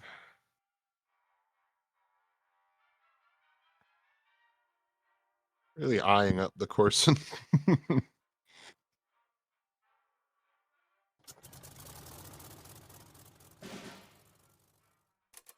And a big Svard. That's nice. We no longer have to worry about these planes getting sickled, although one is going to get sickled, but after a trade, so much nicer scenario here. Although the confusion play is really great here, right? We just fly these guys into each other. That's not too shabby either. Yeah, Yeah. funny, kind of funny to see the Lota coming out Yeah, on for again, not for tanks, yeah, but yeah. certainly zero cost fighters. Nothing to be sad about. No, I mean they aren't going to be getting Blitzkrieg buffs anytime soon, but they are going to be hitting for 3 over and over and over, and that is quite valuable. Interesting to Grand see. We'll Union, just see the sickle play. Grand Union really would like to clear that Sturmy or I would Starmie. imagine now you have to confusion the Fokker and then sickle the Sturmy. Because you can with the 0 op cost, you could confusion it, fly it into the Sturmia, and then just finish it with the sickle. But yeah, I don't love this just because it feels like a really ineffectual sickle, but you still draw, so it cycles itself. You could throw it, who cares at that one. Your confusion play is also still up here. Yep, confusion definitely valid, and Radish probably just gonna go double attack into Starmie unless they find something better. Nope, Starmie it is. And maybe perhaps this is a better confusion play, although I mean I guess it's really the exact same confusion play. It's literally Fokker into Sturmy. Yeah, yep. But this time you're killing a Starmie that has shock still, and that's pretty True. nice. The play was actually so fast that spectate mode drew a horizontal arrow, which was pretty awesome. Just like it drew it for a second, just flying over its own HQ to bomb its own thing. uh, Let's yeah, see what Grand we get from Union Zukov. seemed able to stabilize, and although Radish has that Tirpitz in hand, on one hand, it needed to come out like last turn in order to do something effective. On the other hand, I think if you play Tirpitz, then this Corson is a little bit of a problem for you, and your opponent can kill your 2/4 so that you can't kill the Corson, and then they can also Zhukov. So it's hard. It's hard either way, but the longer this game goes, the less good this Tirpitz is. Yeah, absolutely. Really, really interesting to think about this game in a couple ways after all the German decks we've seen, to this one being so unit focused and low cost unit focused. I almost like my gut reaction to this turn was one of these panzers to go searching for something. We're almost in like capitulation range, but I don't even know that we're running capitulation in a Heinz deck. I would have to consult the list, but my gut says probably not. So playing the Heinz list and losing the board to the big slow Soviet list feels bad. And that is not a good trade for Grand Union because of the passive of those tiny Finnish tanks.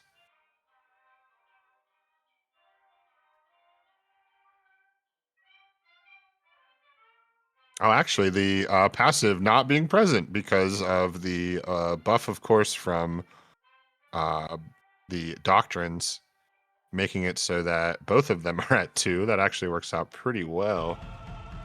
See what Zuck gives.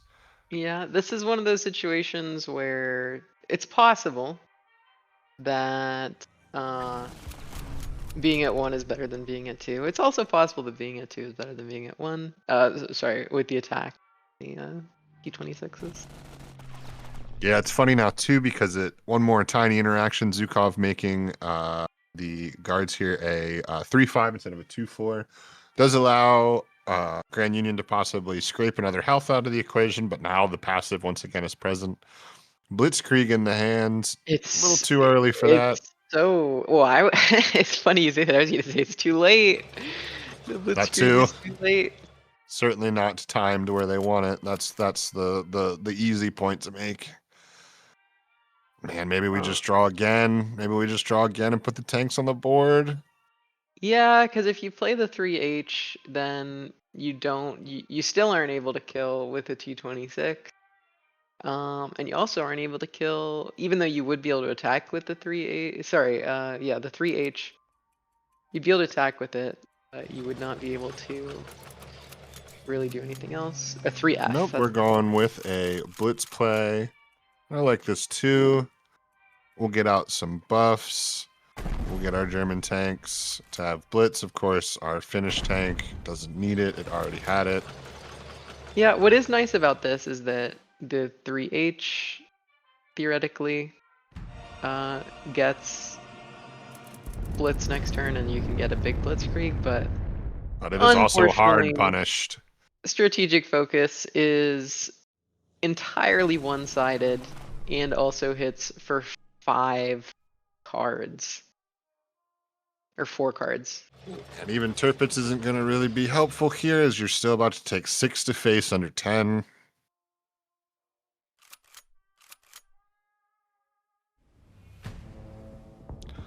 Gonna do it anyway. Basically, our only move. Yeah, like really good barrage. You actually never know with probably not enough money, but the German Sherman with the KFCs there and the Blitzkrieg can pop off mighty quick.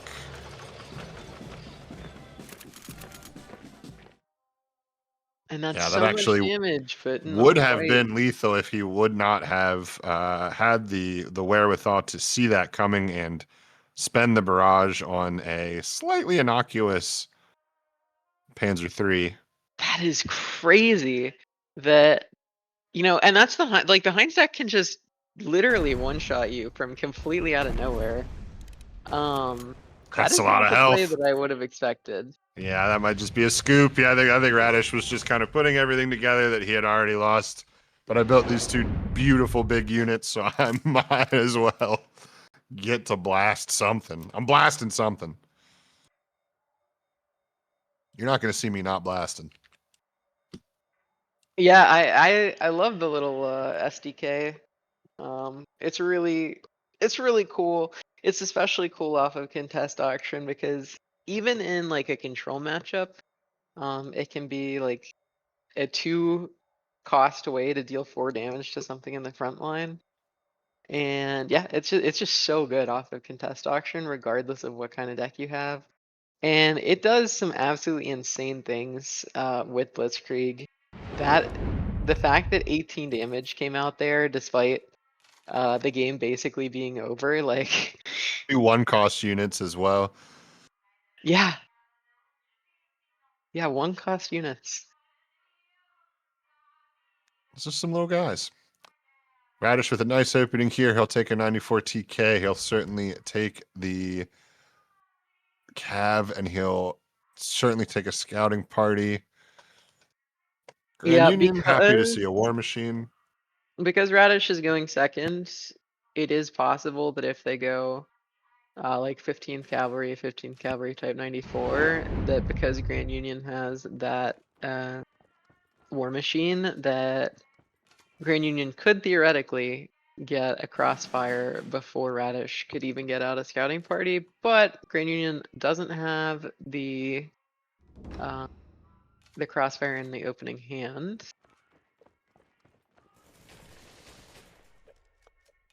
Unless it's top decked here, which it is not. Yeah, I'll And try this to do is some damage awkward. reduction. Turpitz is a bad play, especially with the scouting parties in hand. So Seahawk, kind of the only move. Do we do a completely pointless suppression for a draw? No, we do not. We just move on. Yeah, but then this is rough because you get Motorize into either Type 94 or Recon into Duggan, and Yeah, and we're off. yeah, and we're off. And that's it. The That's race exactly what we're going to begins. see. So we're definitely going to see the suppression come down on the Motorize, but you do have 3/2s in the front line to reckon with. Ooh, and going straight. Oh, that's very interesting. Beautiful answers. Got to come down immediately. There is no thought in this play. Yeah, I was gonna say, without that top deck, Grand Union is looking real tough. You can basically play either like Turpitz suppression with no suppression draw or War Machine suppression with no suppression draw. Yeah, the 0 cost enabling him to be able to play Sabe the same turn, or I'm sorry, engage the passive the same turn it comes down, killing the plane, doing the face damage, enabling the 3/1s to hit because now there's no answer for those either. And this is just a scoop, nothing in this hand. Yeah, 4 freedom on the enemy unit, into suppression, Well, into 5th Rangers. we've got a turn. We've earned a turn. Yeah, unfortunately though for Grand Union, the Sabai into the shifting doctrine is still gonna be a lot. It's gonna take out that 5th Rangers unless, a miracle happens. And that's gonna This leave is Grand Union at like 4-ish life.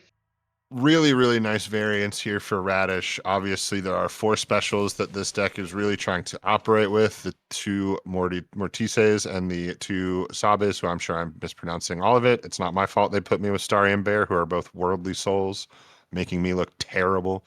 But yeah, those 4 cards, he found 3 of them, right? And it's like top 15 or so. So that's a really nice shuffle for the Juffle. Obviously, It's it's getting Juffled all about the entire time, but either way, whatever RNG machine that he is plugged into right now, working out nicely. it's Casino Jagro. It is just Casino Jagro.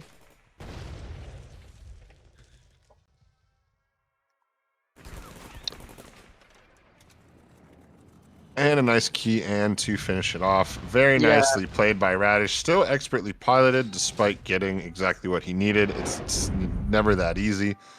And we are tied. yep. And Grand Union has the buffs list and the Germany US list. Radish has the US Italy list and the Germany Finland Heinz list. I Um, my absolute devious hope now is that we get tied 2-2 and it's Buffs Hines that's kind of what I was thinking. I'm for like, for everything. that would be a pretty hysterical. I definitely think that whoever goes first in that matchup has a crazy advantage. And I also think that if the Heinz list can establish a white death quickly enough, then buffs could be pretty out of luck. But at the same time, I could also see a world where buffs just gets too big too fast, and Heinz, a Fokker comes down too late. Absolutely. We will see here as we get this pivotal game 3 started here.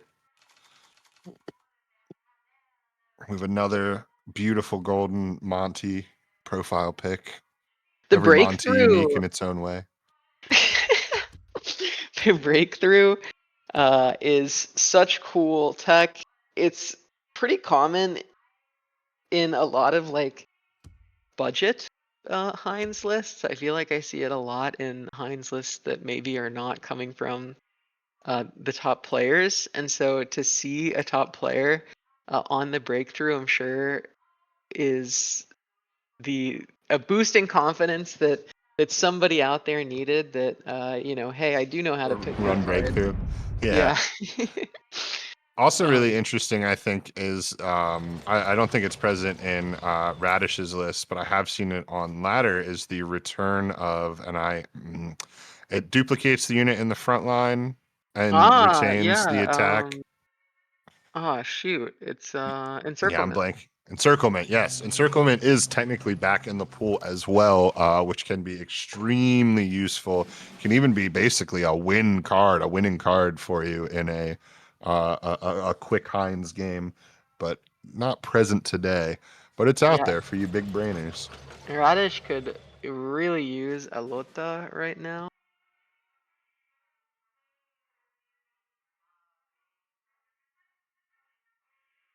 Grand Yeah, let's see what. Union doesn't have anything super great, but at the same time, Radish is. Let's say that Radish had like the perfect hand. Lota into Blitzkrieg is not actually an option yet at only 4 credits, so Grand Union doesn't have that much to worry about. Yeah, perhaps even just Bergman into for the people to Yeah, just kind of create something that can maybe get a value trade, and you'll of course get a draw off of it. you might even draw into route. Yeah, I was gonna say, yeah, in your best case scenario, is for a possible future draw. Just some ramp. He'll Deciding even to move push it the up. front line. I th- Which I I think think that's makes smart. sense if it's a 3-4. I don't think it makes sense if it's a 2-3, but because nothing that they have can currently get over a 3-4, I think that makes sense. Yeah, and we'll see perhaps not even an attack this turn as The shock is now very, very present, which could even force the Henschel play from Grand Union. I don't really know what else they would have to do. That's actually probably their best play to take out Sturmy. Yeah, they could also just like War Machine and attack Sturmy with the Bergman. Yeah, that's certainly not bad. I might want to develop the board. Almost looks like he's more worried about the verbal wins with all of his planes and Yeah. salamanders. Yep. Which makes sense. I mean, this does allow the Shermie to shock attack. That's the big downside. I'm not sure if one Holding a is clearly better firebomb, than the other, but I don't think that was the right call, holding the firebomb. Holding the firebomb, I think you have options to take care of a little whirlwind that you're really not too worried about. The shock attack there feels brutal. And now you're still dealing with this Sturmy in the front line. And like all these, like you're holding on to this crossfire where you're very rarely going to, you're almost gonna have to engineer this crossfire because there's not going to be any natural ones. Like Mhm. here we see this next turn is a firebomb anyway. So like this could have been a firebomb to a whirlwind and you'd still have a unit, in my opinion. Yeah. Every play definitely matters. Of course, crossfire can be also set off with the route into crossfire if you truly need a one health Yes. unit when And I everything think else is that at 2 or more. the play for Grand Union is to probably save that route until they're ready to set up the crossfire. Um, I think that you want like Radish to be a little bit baited into like being willing to play something with 2 defense. Um, Certainly thought oh, about it, but did not do it.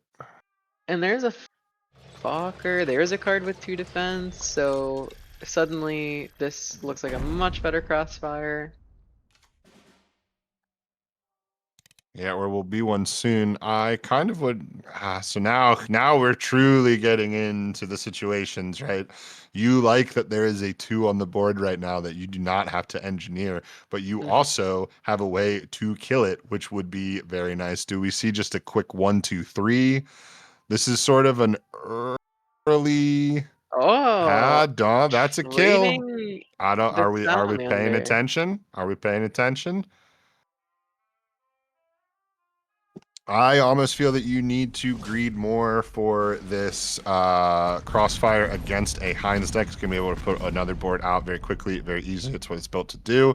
But we will see. Of course, there is another one Grand Union could draw into. And I man, would we like to see the War Machine there. I know that it's pretty yep. easy to kill the salamander, but I think that you know, looking at their hand, they actually didn't have a clear way to kill the salamander other than like Fokker to suppress it. I really would like to see a world where we get the Leo out, um, and are more able to start developing these tanks up with Doctrine, but just because that's what I want doesn't mean that that's even correct. So We it's are also hard. holding Alpenfesting, right? If we are Grand Union, so we have that inevitable extender. But the other end of that double-edged sword is that Radish only needs to find a Blitzkrieg for 17 health to be just as good as 1 health in that endgame scenario. All right, here maybe Panzer Grand War Machine attack with Salamander.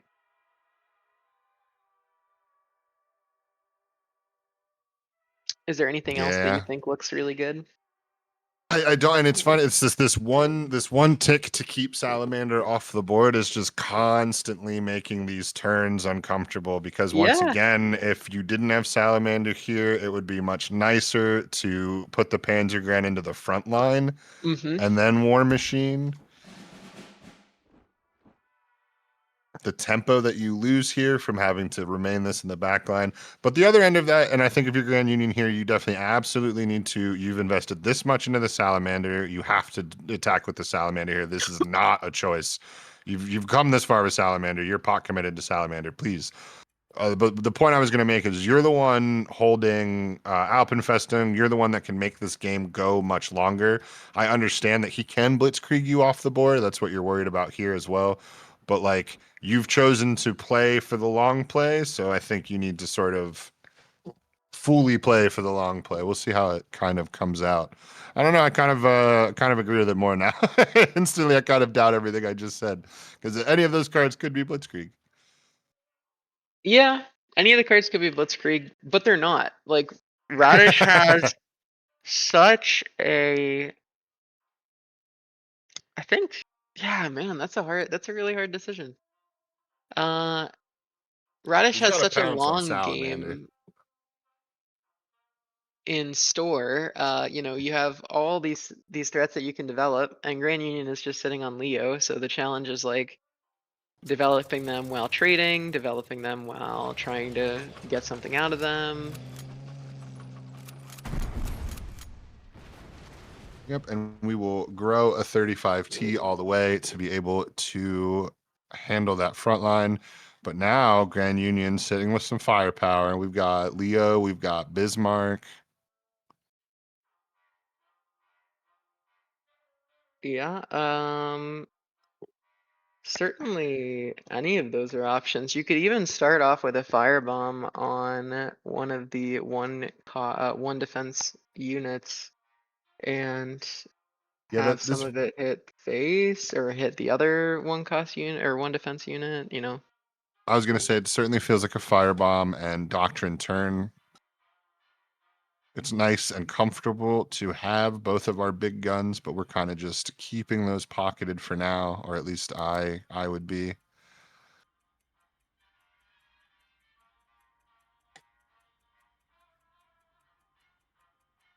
Really thinking about it, possibly about just which unit he needs to be dead more. Salamander's just a regular tradable unit now, though, as well.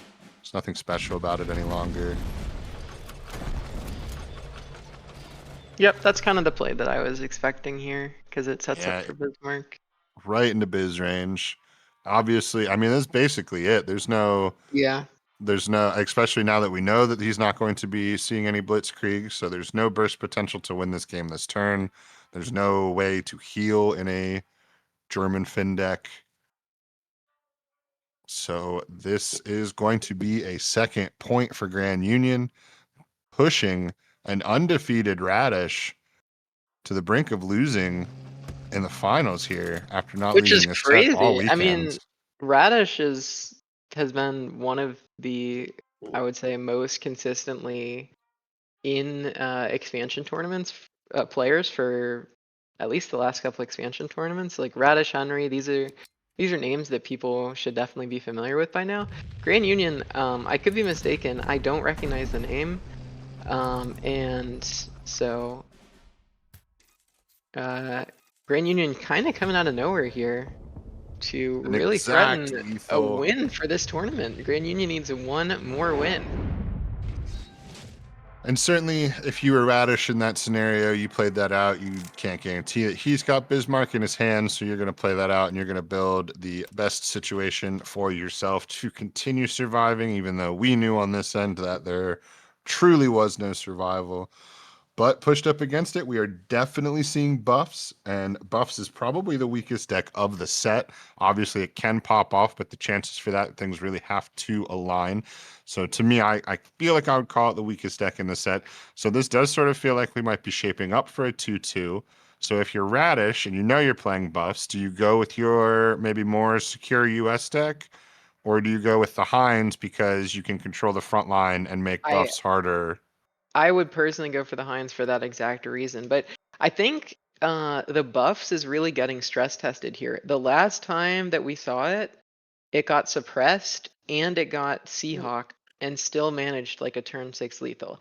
If buffs can take away another win here, I'm kind of convinced that it's just like legit. Like I don't know about you, but if it can play through suppression into, double Seahawk or whatever it was, then um yeah, I don't know. I don't I feel like then it can play in anything. Yeah, I mean, you can't really ask for a better reputation than a couple of expansion tournament victories for a deck, right? Like what else can you do to prove yourself in that scenario? But We entering a new age of cards, the buffs meta. I sincerely hope not, but you never know. But yeah, here we are. Buffs into US. We kind of indicated that the opposite might have made sense to keep buffs out of the front line. This being a much bigger, slower deck feels like exactly the way that buffs would run around. But then again, Radish is also, he knows that even if he wins the proverbial game that we were describing, he would still be right back in this scenario, right? So there's no winning the day unless you beat buffs with this deck. So peel the band-aid off, get it over with, get your day done quicker. I see that angle for sure as well. And honestly, that's probably the angle that I would take, being that this is a finals. There's nothing left to play for. It's coming down to this matchup one way or the other, either now or then. Yeah, Why it not doesn't really now? matter what you choose as Radish, right? So Yeah, you are gonna have to win with if both. I was to put my bear cap on, I would definitely say some game theory stuff about pushing someone to the brink. Grand Union Mental has stack and not have whatnot. to, yeah, hasn't had to play on match point or match point for his opponent rather. So there's increases the pressure, which increases their maybe ability to make mistakes and some things like that. But for me personally, let's get this over with. I got to do it either way, one or the other. Yeah, you could push up, play a pin on the Seahawk and duress it or something like that, and suddenly your dudes start getting in for damage. But that is pretty cheeky, and I think it's definitely safer to go for this stiff upper lip. So much chocolate on the board right now.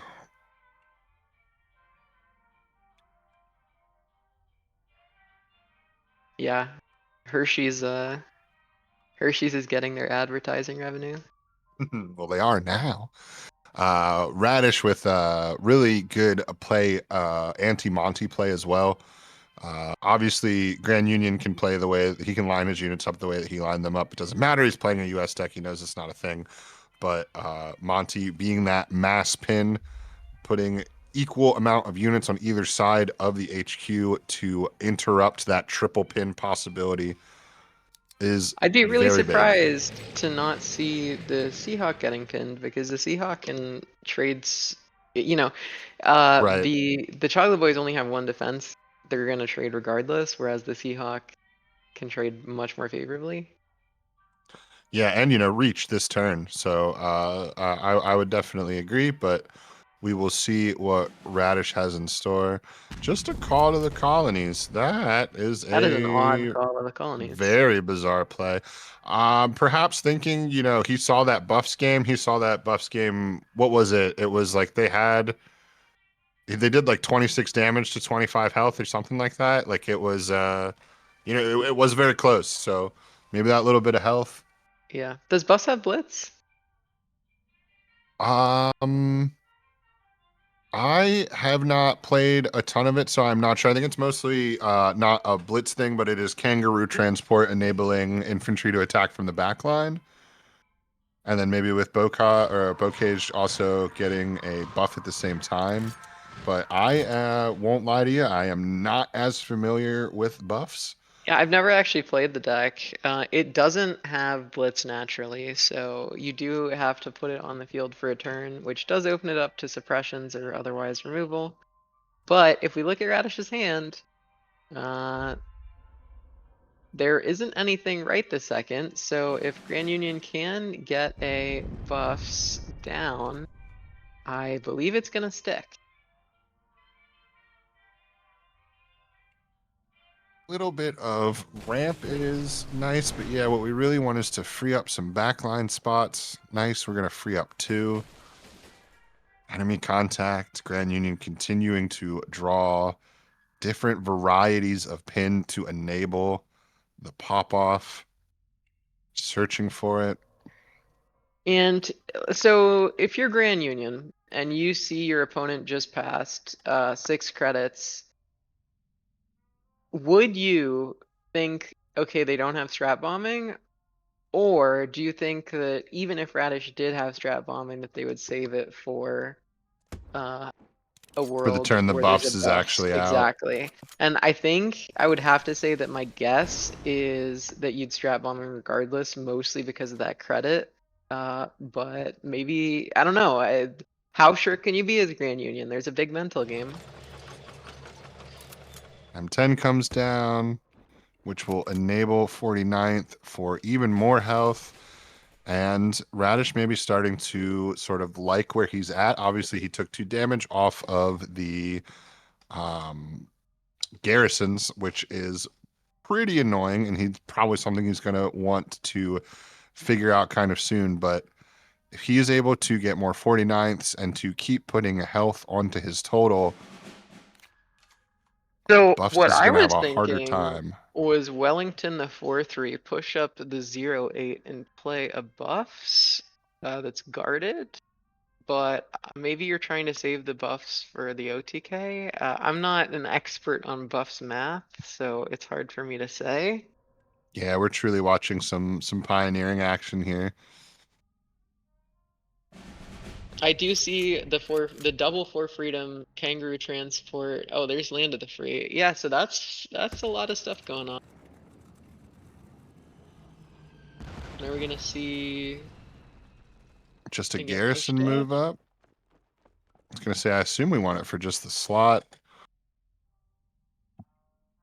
Oh, and that is a big card as well. A well-timed depth charge can really interrupt the timing of what Buffs is trying to do. Hmm. And once again, this is a situation where a extra turn earned for Radish can completely flip the game.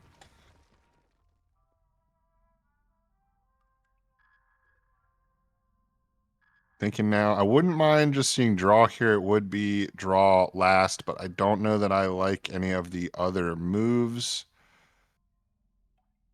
Besides maybe moving a chocolate boy up and getting either I wouldn't want to do the research now just to save myself the ability to go into nukes. It would be nice to have if you're really confident you're going to be using the depth charge the way I described earlier, you could get the payment out of the way now, but I do not like that play. Oh yeah, this is good. We're just keep that front line as something the Yeah, opponent needs to like saw through. what do you do if you're Grand Union? Two of your backline units have 0 attack. Your opponent's gonna push up like 3 units the next turn. It's looking really, really bad. Surely Grand Union doesn't play like a uh, a carpet bombing or something. Let me take a look. There is wave after wave. Wave after wave could be exactly what Grand Union needs here. But otherwise, it's pretty much just a bunch of like, um, kind of dirtling through the deck, looking to see as much of the deck as possible, as quickly as possible. Lots of draw. Or it's OTK Um, because of double tactical withdrawal. It can just keep going. That's 24 health. It oh actually ended my up being gosh. 26 because it got buffed again to 7s. It can just keep going. It just needs the combo pieces. It gets to go to the front line. It gets to attack from the back line, destroy the front line, move into the front line, withdraw from the front line, move back to the front line, attack twice, move back from the front line, second tactical withdrawal, back up, attack twice again. Just another absolute combo destruction. There was not a lot of combo decks in this tournament, but I think the story coming out of this tournament is going to be the combo decks. What a win by Grand Union exploding onto the stage. Yeah, a Grand Union basically coming away from, I believe, their first expansion tournament with a win. Got to be so proud of themselves. I think Absolutely. they're really an excellent buffs player. The 2 opportunities that we had to see them use it, they were patient. Like they comboed at a point in the game where I didn't think that it was realistic to actually get through anymore. Like I'm like, oh okay, This is to the point where you're getting kind of suffocated. What are you gonna do? Oh, whoa! That's it.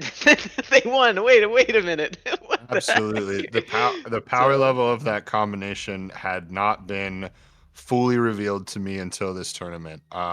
There had been a lot of prep by both the players and even us, right? Like looking through all these deck lists, experimenting with all this new stuff. Every time we have one of these tournaments now, right? It is an expansion tournament, so there are a lot of like new factors at play, but buffs largely was not a factor in the Swiss pool, except for maybe Grand Union. And it didn't make enough of an impact there for a bunch of players to be like, I got to take buffs.